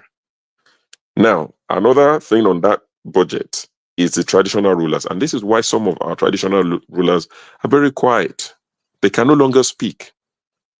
Yorubas will say, "Eni to ba ti je dodo, kò ní lè sọ dodo." Or want to get dodo, won't lè sọ dodo. I mean, the literal interpretation is you've eaten plantain, you can't speak the truth, but that makes no sense. The rhyme is uti je dodo, o lè sọ dodo. Once you've been, once you've tasted of the loot, you can no longer challenge them. Because on this list, they have a budget for 32 traditional rulers, total 6.74 billion naira. So each traditional ruler is getting 210 million naira. For what exactly? And this is why you see some of our favorite traditional rulers very quiet. Or some of them would even, with full chest, be supporting them, pacifying the people. The last thing on the list that I will talk about is 24 security cars. I don't know what they're securing. 24 security cars at the total of 11.7 billion naira. That is average of 487.5 million, 480 million naira for one security car. People were complaining about the cars they were buying for the senators at 120 million. This is times 3, times 4. In fact, times 4. Each security car. And I understand that security cars might cost more than their SUVs, but that is $308,000 for one security car. What cars are they buying? Who is procuring this? What companies? Honestly, these guys, they are some of the luckiest people ever that's ever walked this planet, Nigerian politicians, because the things they get away with, I'm sure sometimes they pinch themselves to say they can't even believe their own luck. Because we just, talk about it and we move on and we talk about it and the next thing happens and the next news, news cycle, and we move on to the next news. Because I don't think in any other country or most countries, people will get away with half of what these guys get away with on a regular basis. I will talk about another thing that I saw on Sahara Reporters. Now, I don't have it on my, because I'm using the same phone to talk to you, but I saw something that there was an oil contract award, or maybe oil block award or something like that on Sahara Reporters on their X handle about 2 hours ago, that they awarded a contract, multi-million, if not billion-dollar contract. The company that was awarded the contract by the federal government was formed only 8 days before the contract was awarded to them. These are the sort of things to do. They don't even hide it anymore. And I'm sure the way Sahara reported it is that they've broken some laws, because ideally the company should have been formed, for longer than that. But these are the sort of people we're dealing with. They're some of the most horrible people. The ones I've read, or the ones I've seen, or the one in my lifetime, or the one that will come after me. These people are some of the most horrible. I mean, I can understand an Igbo person being mean to us, racism, slavery. Not that I endorse it, but I can understand they look at us and they think we're different from them. So they might say, we don't like these people, they're different. But how can you look at people that look like you, nappy hair like you, flat nose like you, same, amount of melanin in your skin, dark? They look exactly like you. You could go to Sudan and see someone that looks exactly like me. You could go to Cameroon and see somebody that looks exactly like you, because we are the same. But these, our so-called leaders, would keep impoverishing us, and they feel comfortable about it. I mean, it's beyond shocking what they do. And lastly, to touch on what there was a lady who spoke earlier, I can't remember her name, apologies, about Peter Obi. There are some things that I posted in the chat. Let me see if I can see some of them on my other phone. Some of the things Peter Obi did that are documented. Because as soon as I heard that, I thought, let me do a quick check. I didn't have to dig deep before I started saying some of the things Peter Obi did. Peter Obi left office in 2014 as a governor. So the ones that I picked were the ones that I did after he became after I left office. And I could see that in 2016, there's something that I saw in 2016 that Peter Obi went to a particular school in Ogun State, in Ijebu, and he gave them 1 million naira. You know, that's something that Peter Obi did after he was governor, after I left office, sorry. And at that point, he wasn't running for office. And there was another one where he went around Nigeria and he gave some schools, secondary schools, a total of 20 million naira. I think that was like 2018 or thereabout. So Peter Obi, just to answer the question, I know she's curious. Maybe it's all about politics and all of that. And you can't blame him. Yes, politics. I would rather he's giving money, even if it's plain politics. I would rather this. Okay, yeah, no worries. I would rather he does this than people who go and plate air and eat corn and roast bully. So even if all of them go around and start dashing us money, we know that they are giving us back our money. So Peter Obi has been doing this for a while. And there's one last thing I want to say. I'm not even sure if I should say it here, but I don't have your contact. So I would say it in the nicest way. About a month ago, I wanted to send some money to my media guy in Nigeria. But there was one time we raised money for a lady on this show, the lady who had to do surgery. So because I sent money to Niger Watch Media using your account, so when I was going to send money from this particular transfer app, I don't want to mention their name because they are not your sponsors, I just saw something media and I just sent the money there. As soon as I sent it, I didn't even realize. So 2 days later, the guy contacted me and said, "Oh, God, I never sent money." So I went to check. I saw that I sent it to Niger Media, like I said, about a month ago. But I just thought, you know what? I was going to contact you to say, "Oh, go, I beg." I just thought, you know what? That's my offering towards what you do, my contribution towards what you do. At least you go buy diesel for 1 or 2 days. So just in case you saw money and, at one point and you thought maybe somebody here sent money, they didn't want to be known. And it wouldn't show my name because it was through one of these apps. So I just want to let you know it's my contribution, it's my membership fee for the year. So thank you for all you do and God bless. Thank you so much, Ogasho. I'm very grateful for that. Obviously, I No will announce it when it's received. God bless you, sir. Thank you. Yeah, no wala. All right. Yes, thank you so much. All right. Thank you, sir. Yes, sir. Ogasho, you just coming in now. Ogasho, don't become late comer now. Thank you, sir. Good evening to you. Talk to us sharply. Yeah, thank you, Niger Watch. Good evening, everybody. All protocols duly observed. Better late than never. That is my motto now. Not showing up at all is not good. If I can't avoid it, but even if it's 2 minutes, it's something good. You see, in all these things people have said today, very, very educative, incisive, even repetitive, because we've been saying it for the past 1 year or 2 years here. If there is anything I want to add, Nigeria need a leader like Peter Obi now. There's no two way about it. I know people will still come and then defend their maybe their career or whatever. When Peter Obi said, "I will approve the thing, you will steal," that's what he meant. You pardon Peter Obi, if he's the president, they will make the budget from the Office of Management and Budget or the budget office in the presidency. Do everything and then send it to National Assembly. Please, we need your approval. And you go and pad it. When he comes back, they will go through it again. He said, "No, I won't sign this." That's all. Then National Assembly will announce, say, this. You want to impeach me? Peter Obi will go public and tell the people, "Look, you cannot tell me that I will approve a street light, a pole, one pole for 266 million. Where is it done?" In my village of Ezinifit, Agwata local government, Anambra State, one young boy who is doing business either in Tanzania or I think either one is in Kenya, the other one is in either Tanzania.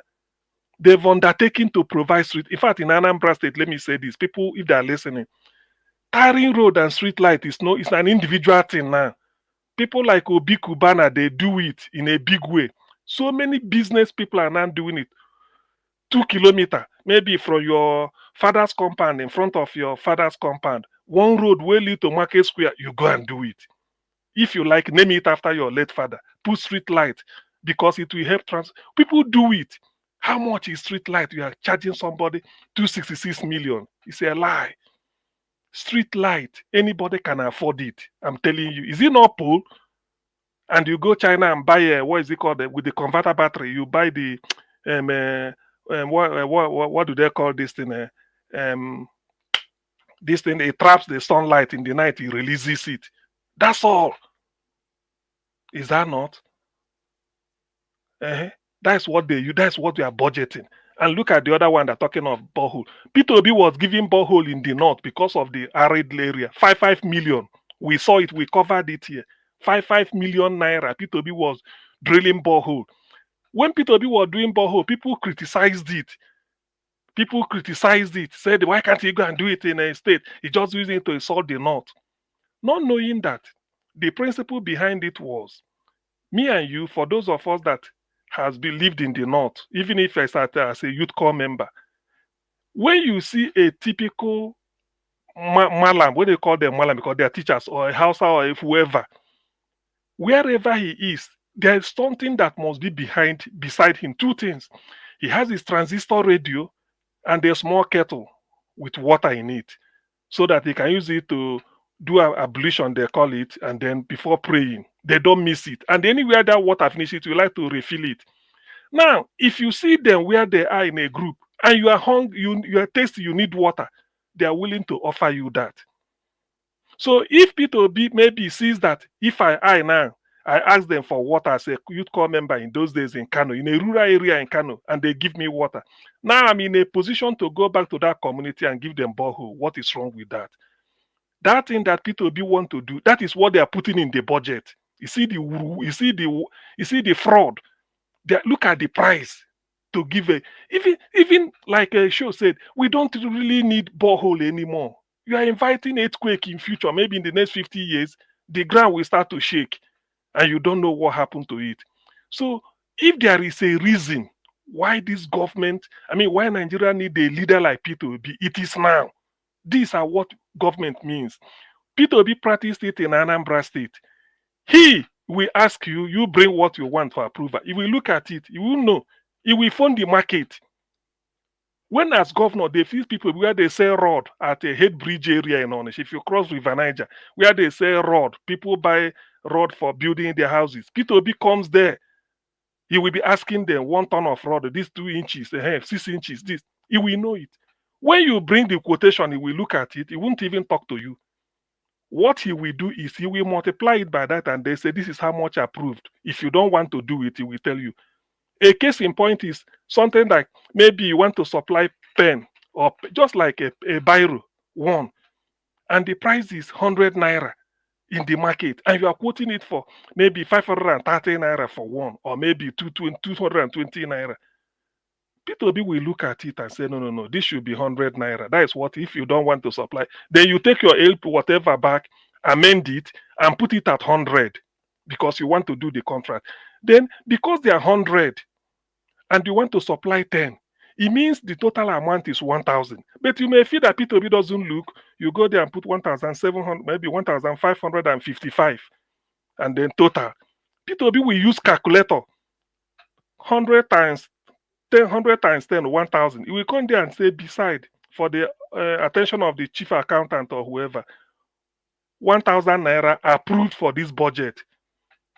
When they now ask him, why do you do all this? Why not? He said, no. He said, if you live in a house that there are so many rats disturbing you, a rat everywhere, find what that rat is looking for. It is that fish, that dried fish you exposed. If you buy a metal box made of steel, you put the fish there, lock it. When the rat come, look, they know it. They just find a way come out. So if tomorrow you come to do for contract under P2B in Anambra State, you know this is how much the man will give you. So you won't like to go and start to kill yourself or bribe this one, please, I want to. No, because you know you are not getting it. The man knows. Because he's not going to steal. That's why P2B said, I will approve what you will steal. That's what he meant. And this is why Nigeria is bleeding. How can you take... Look, assuming, I wish all of us are in Nigeria. We should have said, let us do it the way we should. Everybody go to the market and ask. Just let us take what is it called? Public opinion. How much will it cost you to drill a borehole in your GRA, in anywhere? They will tell you. But look at what they put in Nigeria. Then how much does electric pole cost? Somebody is saying 266 million. Federal government, and they will approve it. You see, that's why when I said this Tinubu's regime is the first time we are having full-blown criminals in charge. People think I was talking out of I wasn't coordinated. This is what I mean. The thieves, real blown thieves, that is known thieves. Thieves, that is real babal, that is barawo, that is thieves. Ndoshi. Thieves, the real thieves are in charge. This is the way they do. There's no two way. How can you tell me what type of street light are you going to do for one pole for 266 million? Where is it done? Don't we have street light in the villages? What I'm saying is everywhere. Businessmen in Anambra, they put it if all over Southeast. That is how they know a rich man now in the Southeast, not a big car, because some people may grab you inside your big car. So why not use it and give your light, your community light? People are doing it jabrata everywhere. It's no longer something. And if they hear this, 266 million for one pole, for 101. If Nigerians are not enraged by this, or like Delegiwa said, Nigeria has come to the state of unshockable. He made a mistake. That was in the 80s. It is now they came to what they mean by unshockable, and people are keeping quiet. This is enough to cause a revolt. This is more than enough to bring the country down. Who are you deceiving? Something that can be street light, one pole. You are telling me 266 million. Where is it? So you see, but then Nigeria, they prefer tribalism and religion to good governance. People will still tell you, hey, Peter Obi, he can never be governor because he can never be president. I don't even trust him. Now, the people that trust Tinubu that are telling us baby step, that is the meaning of baby. 2 years for a 4-year mandate. Look at the mess we are hearing. This is criminal. Tell me, why should somebody arrest somebody at a Saleko because you did pickpocket? Why should you say a conductor that ate your change? In those days in Lagos, you give conductor money, go to do like this before you drop, go forget it. Why should somebody be arresting people? Say, he thief money, he carry 2 ball of yam. 266 million. Where is he done? Where are they going to buy? What is he made of gold? Is he gold they are planting? And Nigerians are keeping quiet. And this is what is in the budget. They will approve it and take the money. When people be talk, they say, this man said, we no trust him. Those that will be so wicked and toxic, they say after 1966, Shebina didn't kill this. If you don't trust Igbo, we don't trust them. That trust, we don't trust them. Then go divide Nigeria. Now look at the mess we are facing. This is the mess. 266 million for one street light. 266 million in your budget officially, and they approved. Somebody will eat this money, and then everybody will just keep quiet. And then after doing it, somebody will come to a platform and then be talking nonsense because you want to talk down on this thing. It's a shame, really. If Nigerians cannot do anything about it, let us forget. I can't be part of this. I wonder what Peter Obi will say about this. He will laugh at them. Thank God he has been able to do borehole before their own came out. 5 million. He was using his private money to give borehole in the north. People criticized it. Instead of praising him because he's Peter Obi Igbo man, people will just descend on him. Say they give borehole, all these ones, it's just they bribe, they do this thing for election. He can never win. Who is he? Let him go and be vice to Atiku. His best chance is to take look, can you see it? This is the nonsense Nigerians are seeing. And yet they will be talking. And regrettably, it is the oil money. The area called Niger Delta, they are battering it. They are not longer buying Nigerian oil. They are using it to borrow.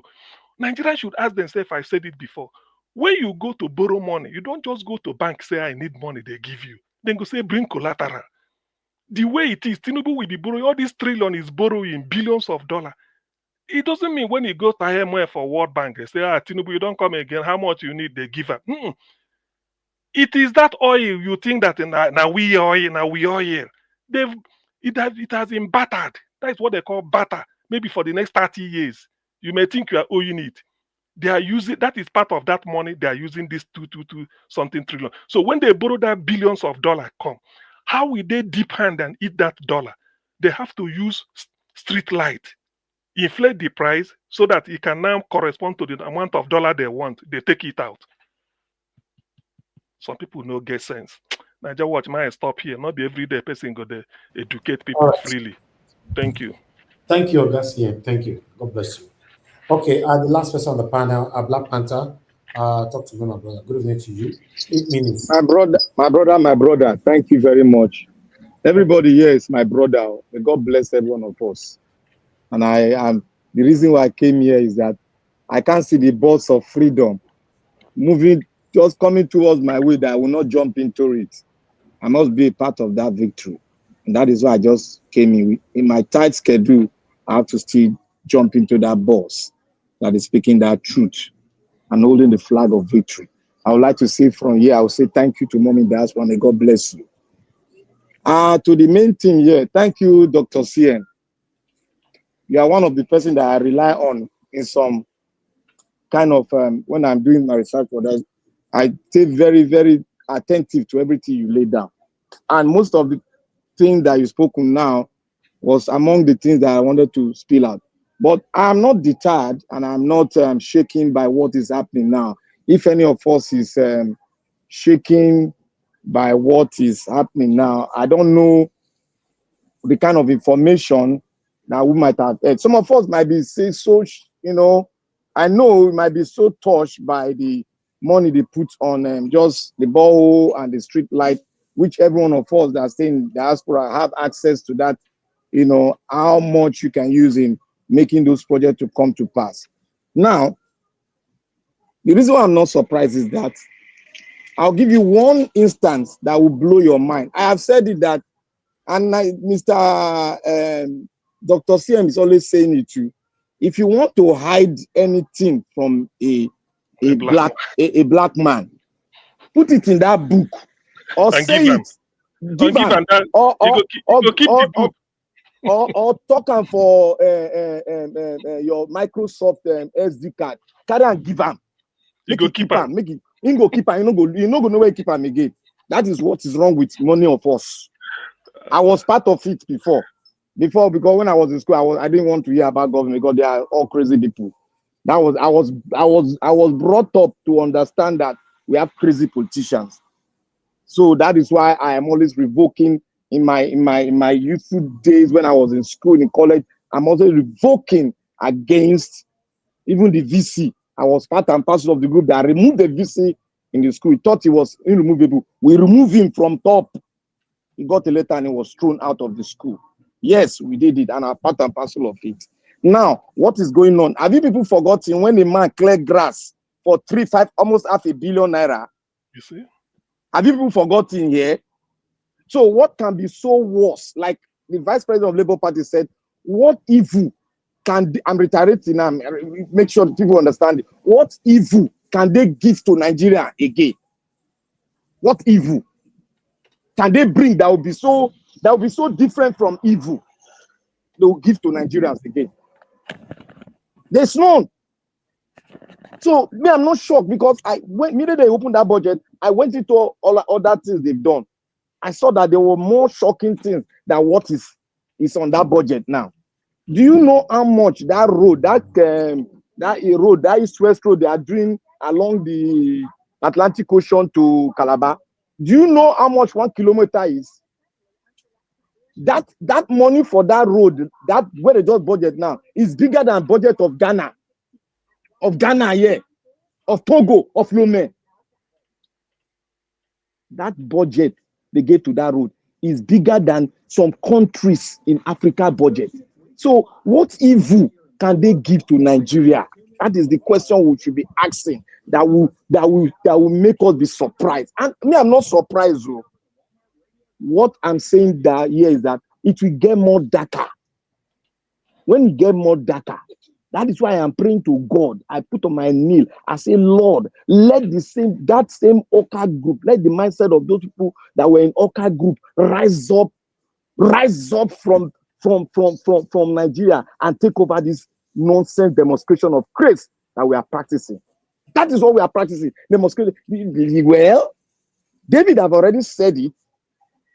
He has said it, that these people are caretakers. And somebody said it here. Why would on earth a man black like me be wanting my fellow man to suffer and die? The answer is like this. Let me give you the answer. You see, David said they don't want the black race to ever enjoy the dividends of what Mother Nature has given them. I'm phrasing it that way. So that you will take different meaning from it. That is it. This problem, I've said it here. We should not, before David even released it, I said it, I said, we should not look at this problem as internally only. There is a virus that has taken Nigeria as a host that we are not seeing, but we are thinking that, oh, the Nigerians are really not.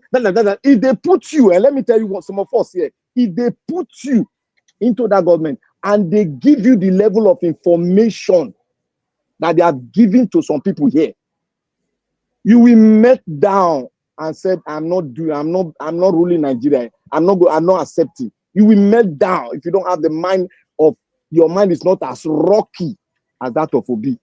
You will melt down. You know the level of information Obi has. And the reason why they are doing this borehole is because they found it is just because of Obi. The reason, I'm telling you, anytime Obi, if you people have noticed one thing, anytime Obi does something, it is an avenue for them to do it and steal money. That is the tactics they are using now. Anytime he does anything, they will do that same thing and they will steal the money in such a way that people that don't know about dollar will shout. That is what they are doing. So why are you surprised when a man can clear a grass for $500 million naira? And you people are shouting here. Why? This thing is the characteristics of a caretaker. Don't you know when you put a caretaker in your house, you put a caretaker in your house, you will tell him to collect 2 naira for society. He will go and collect 20 naira and tell the people in the house that I am the caretaker. After me, now God. Haven't people experienced it? Me, I've experienced it now. It's like that to all caretaker in Nigeria. All of them. Even if you put bank, let bank be your caretaker, they will do the same thing. So what we need there is understanding. We need to, like I said when I was typing some things on, I said, Nigerians now, we need to diversify our struggle. Nobody cared to answer how the Burkina Faso pay the IMF loan. None of us care to answer that thing. We do not even know it to investigate. How did they manage to pay that debt? None of us have gone in there to go and investigate it. So that you be sure, not that when Black Panther is making an information, all of us will shout, oh, that the pay information is not authentic. Let all of us go and investigate how they paid that loan back, and they are debt free now. Let all of us go and investigate it, so that we will know who is badder and who has been finishing the entire Burkina Faso. And I go to Benin Republic, our neighbor here. Our neighbor here. You know, say they don't come out that year monarchy from their country. They've removed them. The monarch he said Degbam, what did he name? Dr. Sianve, remind me of the Benin Republic leader. He has said they don't remove his son. They don't throw away his son. Yeah, they don't throw away his son. The transitional government is in charge now, headed by the military. So look, let me tell you people, we in Africa, let me tell you the way it is in Africa, because of the influence of all these notorious and neo-colonialists that are there. The military need to wake up and take the sovereignty of their nation. We cannot do it. I'm telling you the truth, we cannot do it. History, go and check history of African revolution, except from the Nelson Mandela own. Even the Nelson Mandela own, they took to arm. But go and check other African nations. It is the military that were the savior of the day. From North Africa down, go and look at it. So we cannot be throwing history apart and think that we are going to, postulate a new thing. No, these people, our blackness. Somebody was saying black man evil. Black man is not evil. Evil is evil all over the world. The rate of evil they've done on Africa is even if Africa has nuclear weapon, he would have thrown it. But that is not our case. We are peace-loving people. The evil they've done against us as a black race, go and sit down and read your history. And if you cannot read your history, I will give you a place you go. Go to Ghana and go to that chapel, the land of no return. Go and see it and see what is inside underground, the way they put our forefathers, and took them out and put them in a ship like bag of sardine. And somebody will come here and say such a thing. I am hot, because if I cannot speak, my ancestors will be angry with me. That is how I see it, because my blackness is a unique thing that God has given to me. I must pressure it, and I must stand for it, because it's not my own, it's God that gave it to me. That is how I see it. So for my brothers and sisters, the tide is coming. I know why the people, right, we now know why the East. 1 minute left. Yes, 1 minute. I will land with it. The tide is coming. We now know, we are convinced. And if we are convinced Obi is the right person, if you have any other person, bring it. I will join your bandwagon. For now, I am convinced beyond reasonable doubt the reason why the Eastern Bloc is fighting for a nation. So if you are not convinced, that means you are satanic, and you need to tell us the party you belong to, because this is evil, and we must not stand with evil. Please, Nigerians, I thank you for giving us this opportunity. May God bless you and give you one thing that I pray every day for you: strength, because you are giving consistency, but strength and boldness, because some information that we can hear, it might frighten us, or let God give you the strength, and tag it up with boldness to challenge and speak information, because I know information can get us scared. We will leave this whole thing and run away, but God should give you boldness and strength to continue this struggle. Thank you. May God bless you. All right, Black Panther, thank you, my brother, for your submission. Thanks for coming in to put your voice as usual. The last person that we have here now is White Panther, just coming in. My brother, it's good to have you on the show. It's been a while. Please talk to us sharply. I give you 8 minutes as well. Thank you, sir. Yeah, my brother Elvis, Yendeba, God bless you for the opportunity for us to talk again.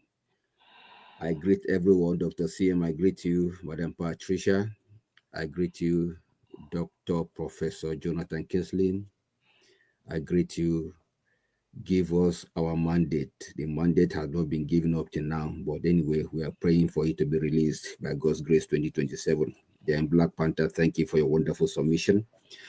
Madam, who again? That's all. Then Mommy Diaspora, thank you, Mommy, for all you're doing, for supporting us here every day, tirelessly. May God strengthen you day in, day out, in Jesus' name, amen. Well, spoken to contributions. I don't know why you people are overflogging this issue of street lights. It's very simple. It's as simple as ABC. Tinubu has told you that if he didn't give you light, if he do not give you light, you should vote him out. You shouldn't vote him in again. You see what he said? He didn't specify the kind of light. The bottom line, there is going to be light, whether not street or whether not the normal NEPA light or. But the bottom line is working to bring you light across the 36 states of the Federation. So once you put street across board, not be light. Now light be that. So you use that one to campaign for 2027. Say, I promise you light. And here are the lights. So you guys should stop bothering yourself about street light. So I just did. So let's save our breath and let's focus on other things. As long as I'm concerned, let's just focus on other things. It's just a shame that we are flogging issue of street light that an individual can do. A CM can decide to say, okay, I'm going to take this thing from one street to another. Give us some money because I'm going to put street light from one street to another. Simple. That is another way of supporting the community. Don't always think of what government can give you. At least you think of what you can support the government. An individual can do that seamlessly. So we should do we are talking about how we can get electricity 24/7, not street light. What are you saying? Are you saying that it is not worth talking about? You are talking of an amount that is staggering amount that is over 300 billion My naira. brother. No. He said no. Sorry. I think what he's trying to do, what I understand is that why is he shocking Nigerians? Something like that. Why is he shocking to us when we know say nothing good can come out of Nazareth? In fact, you go school for daylight. So that does it. So any little thing they want to do, you should suspect now the amount will be overblown. So you shouldn't expect something that costs 1 naira for an average Nigerian politician to go and buy it 1 naira. It's not possible. You say where you walk, there you chop. That's their understanding. That's their mentality. And this is stealing. There's no better way of explaining it. This is practical stealing from the government and lying. Nigerian government, they try the lies. Lie has become part of them. It's already in their DNA. Somebody will tell you this. You see, this is white. They say, no. It's not the white we're talking about. It's a different white. That is Nigeria for you. And we have comfortably accepted it. That is why we are where we are today. Let me keep that aside. I like what this guy did today. He really pushed this man on his right position. Abati, you really talk about Wike today. Sincerely, he really crashed him. He put him in his place. In fact, he dug his history, brought it out. So the truth is, you say a pig, no matter how well the owner of the pig have intention to clean up that pig is a pig. We always go back to that mud. That is in nature. You can't take it away from him. So it's unfortunate that somebody like him, we don't need to waste our time for Wike. Wike cannot change. What he's doing today, just give it 2-3 years from now, or maximum 4 or 5. I guarantee you will see what Wike will say about this government. Mark it, go and write it somewhere. Today is 3rd of June. Wike, what is enjoying this government today, give it 4-5 years later in the future, you will see what Wike will crash, what will come out of his mouth against this government. So that is the kind of person he is. But it's unfortunate we have that kind of person in power. But what he doesn't know is that power is transient. Today is you, tomorrow is another. They say, soldier go, soldier come, barrack remain. So whether we like it or not, our prayer as Nigerians is that good politicians that have the people at heart should be the people that should handle our country in the future. When by the mercy of God, when all this generation wipe out, because whether we like it or not, someone like Atiku, someone like Agbado is not going to, I'm not too sure they're going to be there in the next 20 years. I'm not too sure. Comparing his age as of today, he's not going to be there. 15-20 years, all these people will just pass. That's the truth. So our prayer is that the future politician should be like Peter Obi. Let me put it that way. Should have good character. Should be truthful to power. There should be decency and some level of decorum in the service of people. But unfortunately, what we are seeing today is rubbish. Then the next one is this electoral reform that Randy Peter is really pushing. For me, the guy is doing a good job.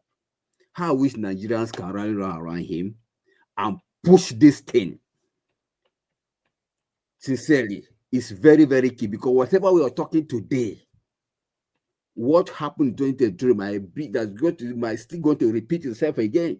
But with the electoral reform, it's going to be difficult.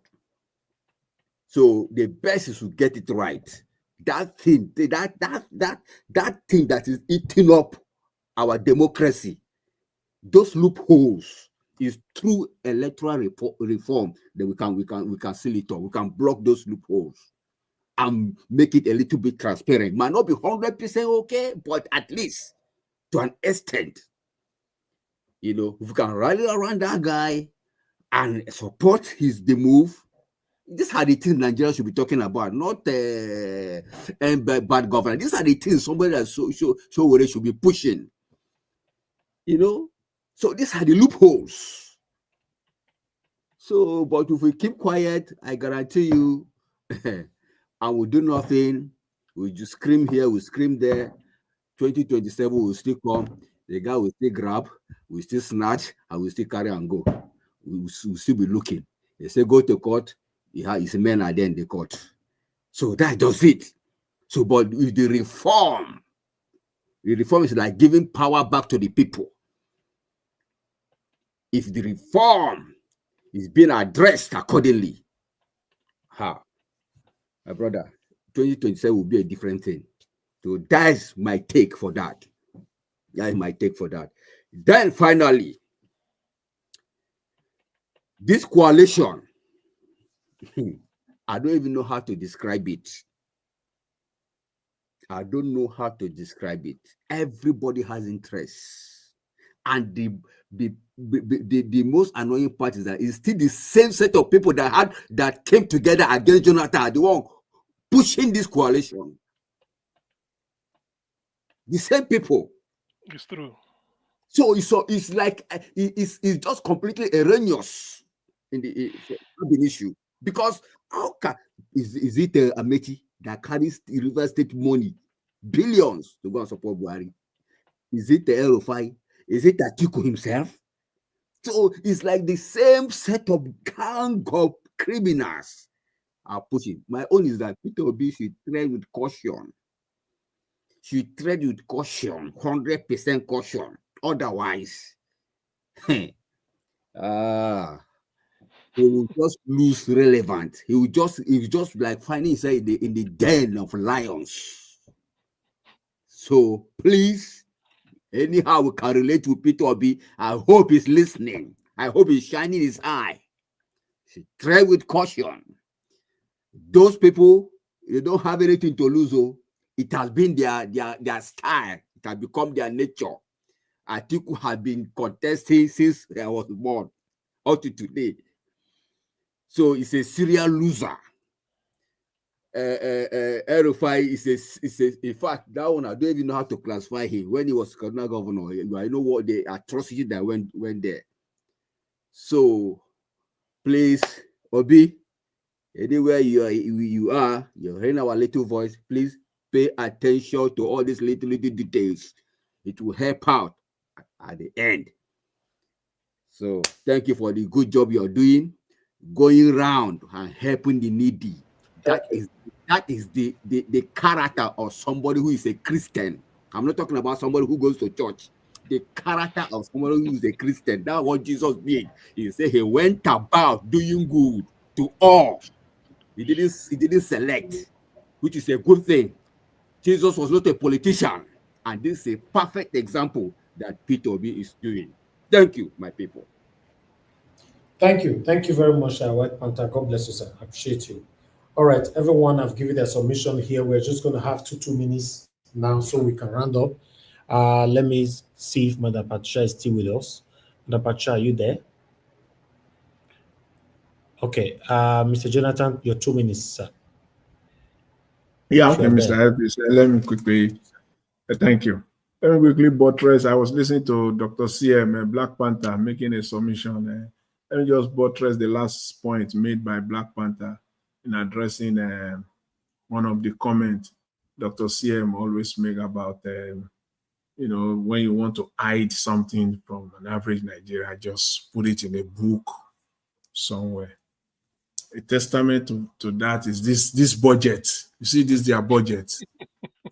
The entire budget is 2,185 pages. It's a 2,185 page document.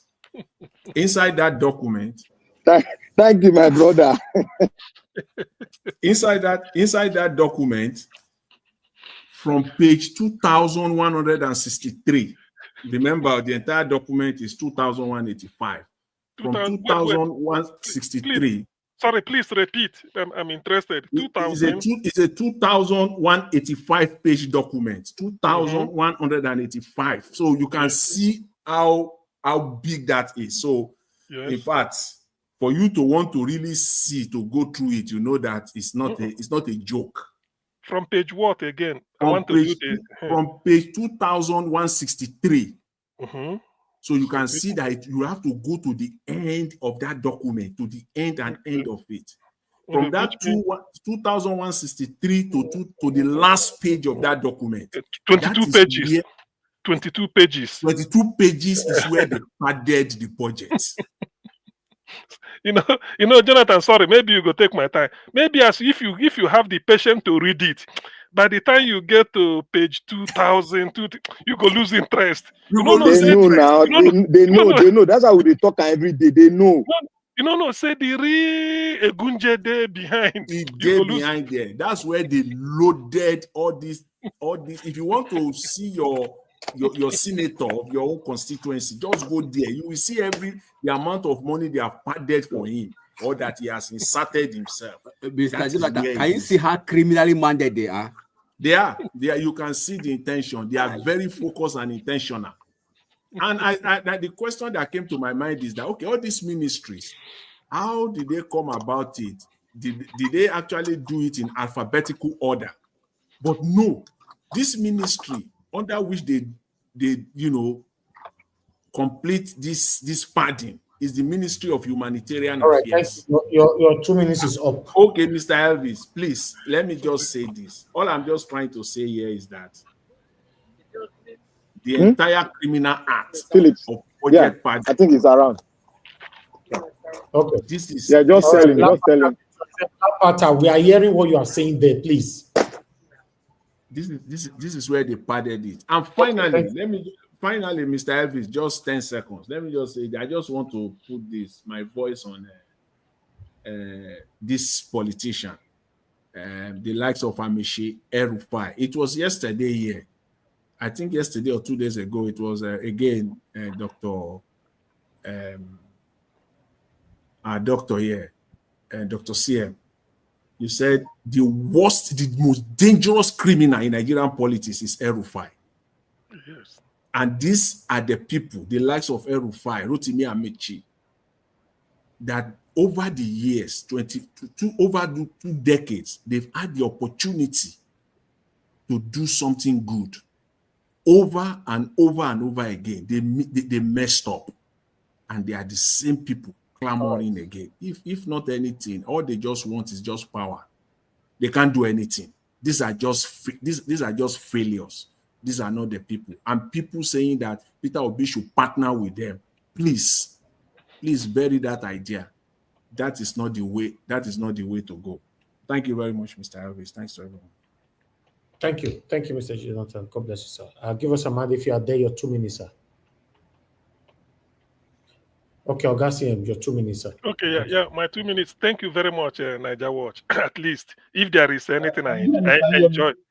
Don't worry, let me finish. You can come. So worry. So if there is anything I enjoy, you see, this is an opportunity for us to talk to Nigerians so that they know this. That's why we gather here. We're not happy saying it, but it's just to remind them. Now look at what Jonathan pointed out, 22 pages. There is no way they give you a book, 2,185 pages. Even if you are so curious to know, by the time you read the first 100 page, 200, even if first 1,000, by the time you get to the first 2,000, you feel that, okay, there's nothing incriminating. You give up. Not knowing that they go behind to go and hide it. These are criminals. So what I'm saying is still what I'm saying. Nigerians should forget about tribalism. That's one. Because this suffering is national. It knows no boundary. people are suffering. If not that P2B was giving borehole and we had the price here, now we can have a benchmark to compare. Now look at what they put in their budget. Look at Streetlight. Where is it done? Everybody go to your community, even in the state. Even the state governor, some states are tarring road and putting street light. They can put it at 266. I'm quite sure of that. Then why should federal government be doing this? Why are they stealing people's money? And why this has to come with leadership is, that is why P2B said, I have to approve, because he's talking of corruption. Some people think that P2B said, I will fight corruption, I will put police everywhere. He said that if I'm not corrupt, and my family around me, my friends, are not corrupt, they are not stealing, he will reduce it by 70%, because he will approve what you are going to steal. They've put up, padded it. When they bring it back, Tinubu will sign. It becomes a budget. Without presidential signature, it can't. So when you bring it back to P2B, we look at it and say, no, there's no need. Where is a street light 266? He will phone somebody at the main market in Onisha about even Idumota in Lagos or Jankara market anywhere. Say, please, let me know how much this thing is. And he will know, because he's a trader. He knows how things are done. So that is why, again, let me look at it from the other side.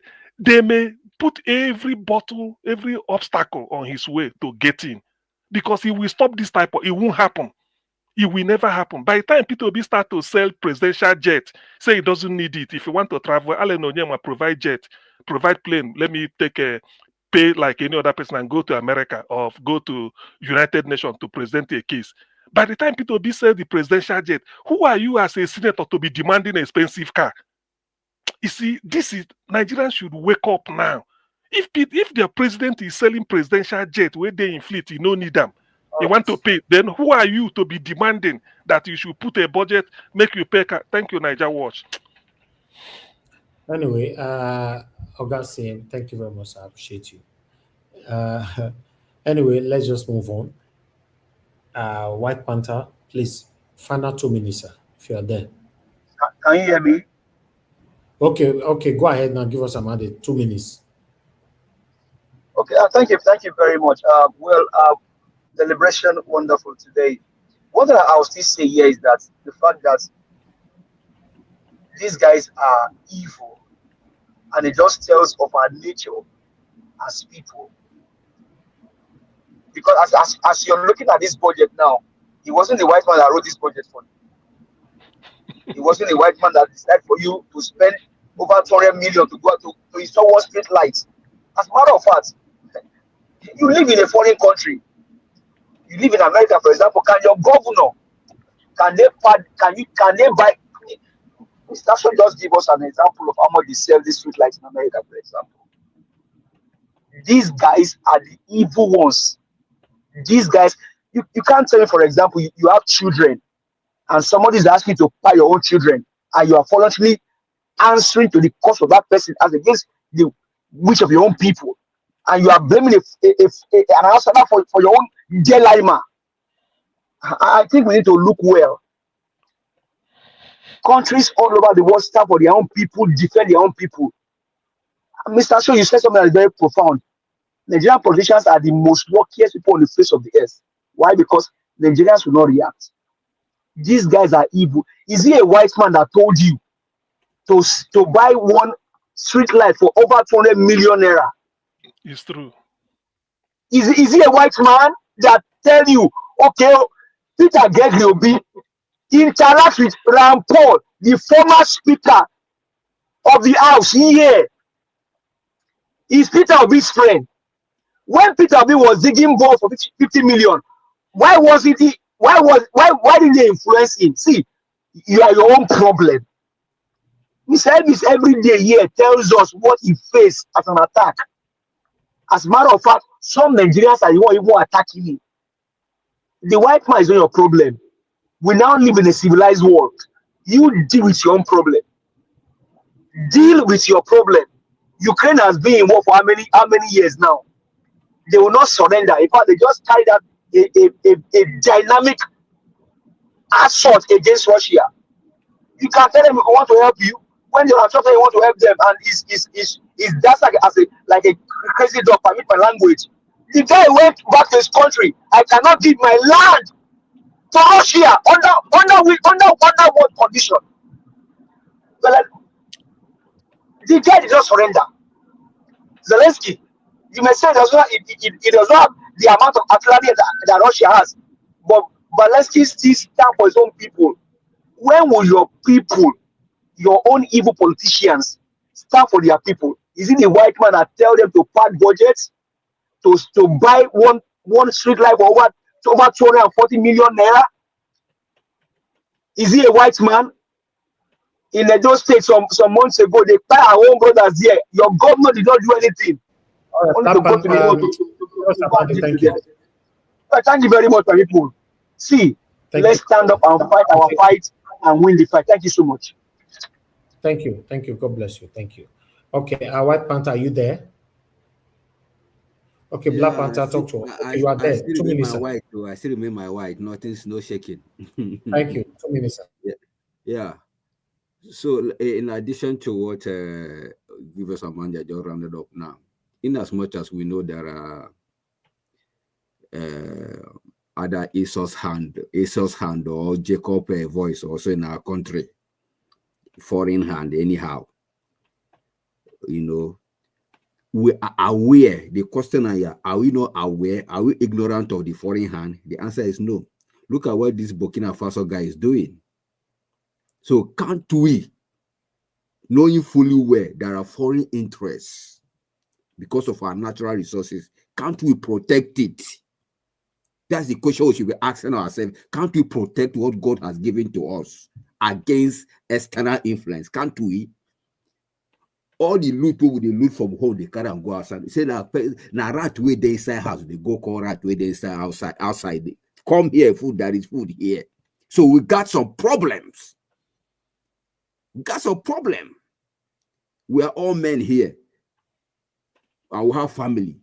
If we don't protect our family, if we leave our family, if we leave our home like that, that will be external influence. No, it's natural. No, if you want to sleep tomorrow, I beg, open your door down. No, say because you live for somewhere in Dallas and you get protect you. Open your door down tomorrow. Everybody will safeguard and shield his own corner. That's what is expected of Nigeria. That's the truth. You don't open your hand to enemies, and you later you come and be crying that hey, white. Now lie. We are our problem. We can stop this nonsense. How can a president be a president in a country but his treatment is abroad? He cannot fix the hospital in his home locality, in his own country. Then we've got problem. Any little thing, meeting in Germany. Any little thing, meeting in France. Any little thing, London. What happened to our own environment? All right, thank you, Can't sir. we have meeting within our home, within our house? Two brothers go into the house and sort out their problem. Must you invite third party? What kind of nonsense criminals that we have in this country? Thank you. Thank you. The minute is up. Thank you, sir. All right, Black Panther, 2 minutes. Thank you, Niger Watch, and thank everybody for speaking their minds out.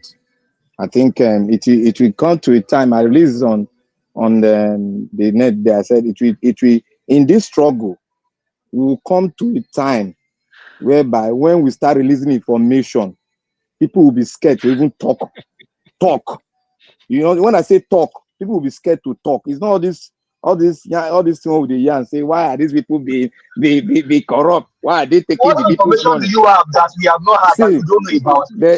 I say understand me now. Wait now. Let me talk now. I still have my 2 minutes. I am talking. I'm going somewhere.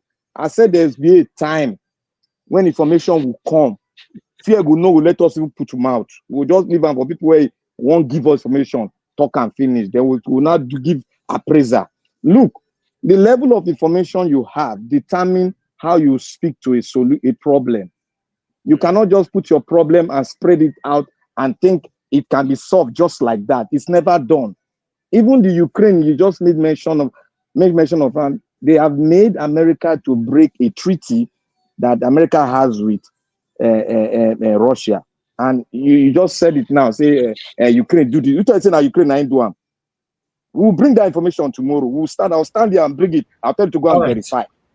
So Nigeria Watch, let me conclude by saying anybody that is not for Peter Obi, that does not know Peter Obi or knows Peter Obi, that want to relegate him, that person I declare today in the name of Jesus, that person is an Agbado agent. Thank you. God bless you. All right. Thank you very much, everyone, for your submissions and your time with us today.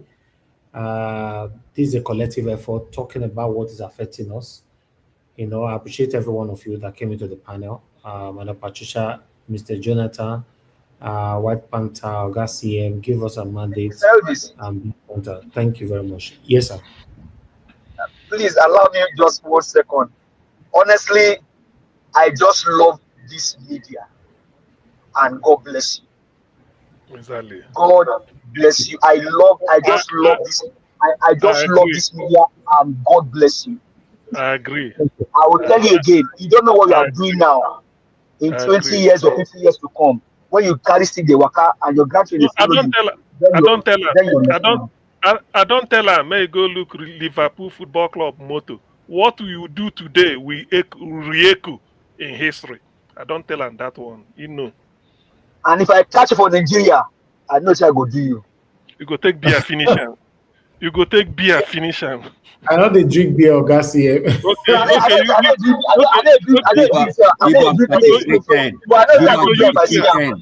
go use suya. You go use suya, finish him. Suya. Dr. Sia will give an 33-10 and Agidi. You go calm down.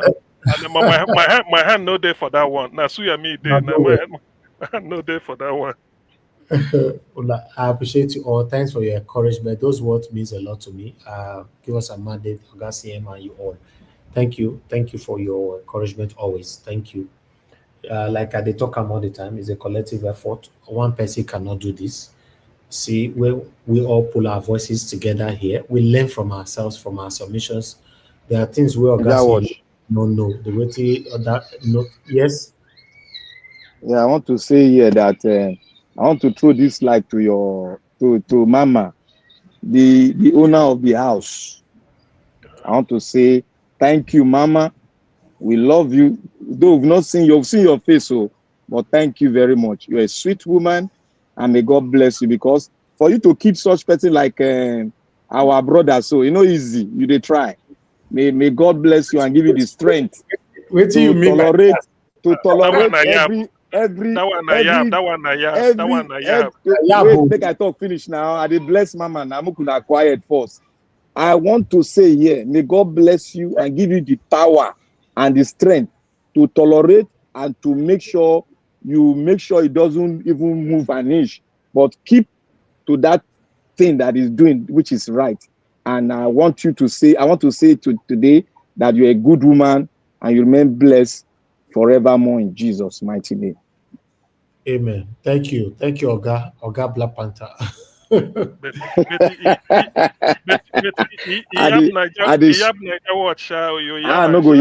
your sister, if you know the person like Naija, you be a woman who is strong. Yab may not be small, But nevertheless, I appreciate every one of you, my people. Now God bless you. Now, thank you so much. Every one of you that came into the panel today, those of you that called into the show as well, Madam Deborah, thank you very much. Madam Origin, it was good to hear from you. Thank you very much. I appreciate you. I appreciate every one of you. I got a super chat from Kings Nigeria here today. Thank you so much. God bless you. And my people on the comment section, Mother of Mommy Diaspora, thank you very much, Mommy. I appreciate you. Always, thank you, Abo Azi. God bless you. I appreciate you always. Madam Stella Masereda, I can see right there. Peggy Modi, thank you very much, man. I appreciate you all. Thank you, Best Max. Thanks for your consistency alongside with others right there. Thank you, our Dream Nation, Mr. Alabo. Thank you very much for joining us. God bless you. Yes, Show was actually with us today on the panel. Show, thank you so much. And thanks for a wonderful submission. Eva Line, thank you very much. I appreciate you. Thank you. Everyone right there. Now God will bless you now. We've come to the end of this broadcast. Please allow us to end the show right now. I'll see you guys again. Fingers crossed, 7 p.m. tomorrow, so that we can continue to talk about what is affecting us. Always look out for our pre-recorded videos. We do upload 1 or 2 videos during the day so that you don't miss out before our proper live broadcast. My people, it's been a long day. Now here we draw the curtain. I'll see you guys tomorrow. Good night and bye for now.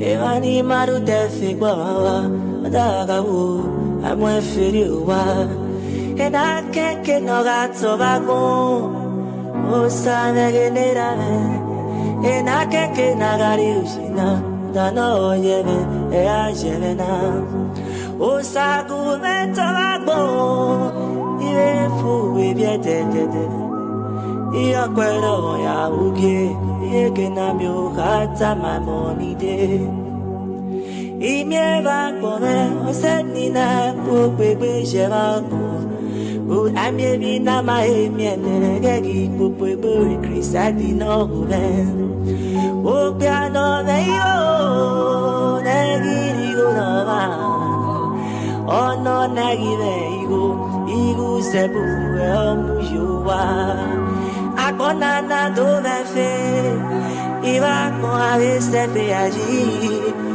uno allá ya de nabo akona na ito egbe ite veni pia ite veni ku waga we bien se o no boja mi na chuajo o osagu me ware ni mi omatie no mami omatie agite ojo oh osagu me ware ni mi omatie no mami omatie oh agite ojo oh itene ni pia ke vitene ni ko wa yalare o waki madosi ona owe kyo anela mwe o weno yo hana ilu wa managi we biojo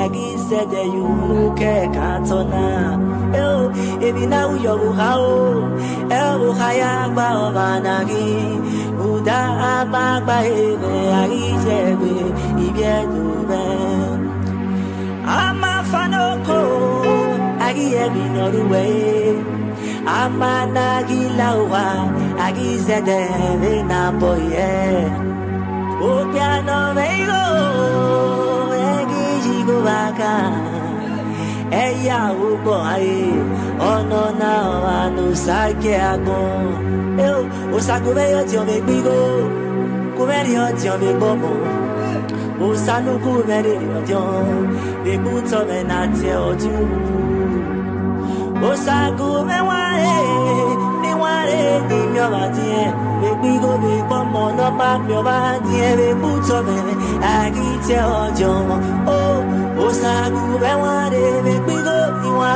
ni mi omatie me gbomo no ma mi omatie me buto me agite ojo o sagu me ware me gbigo ni mi omatie oh mami, oh my dear, I get you.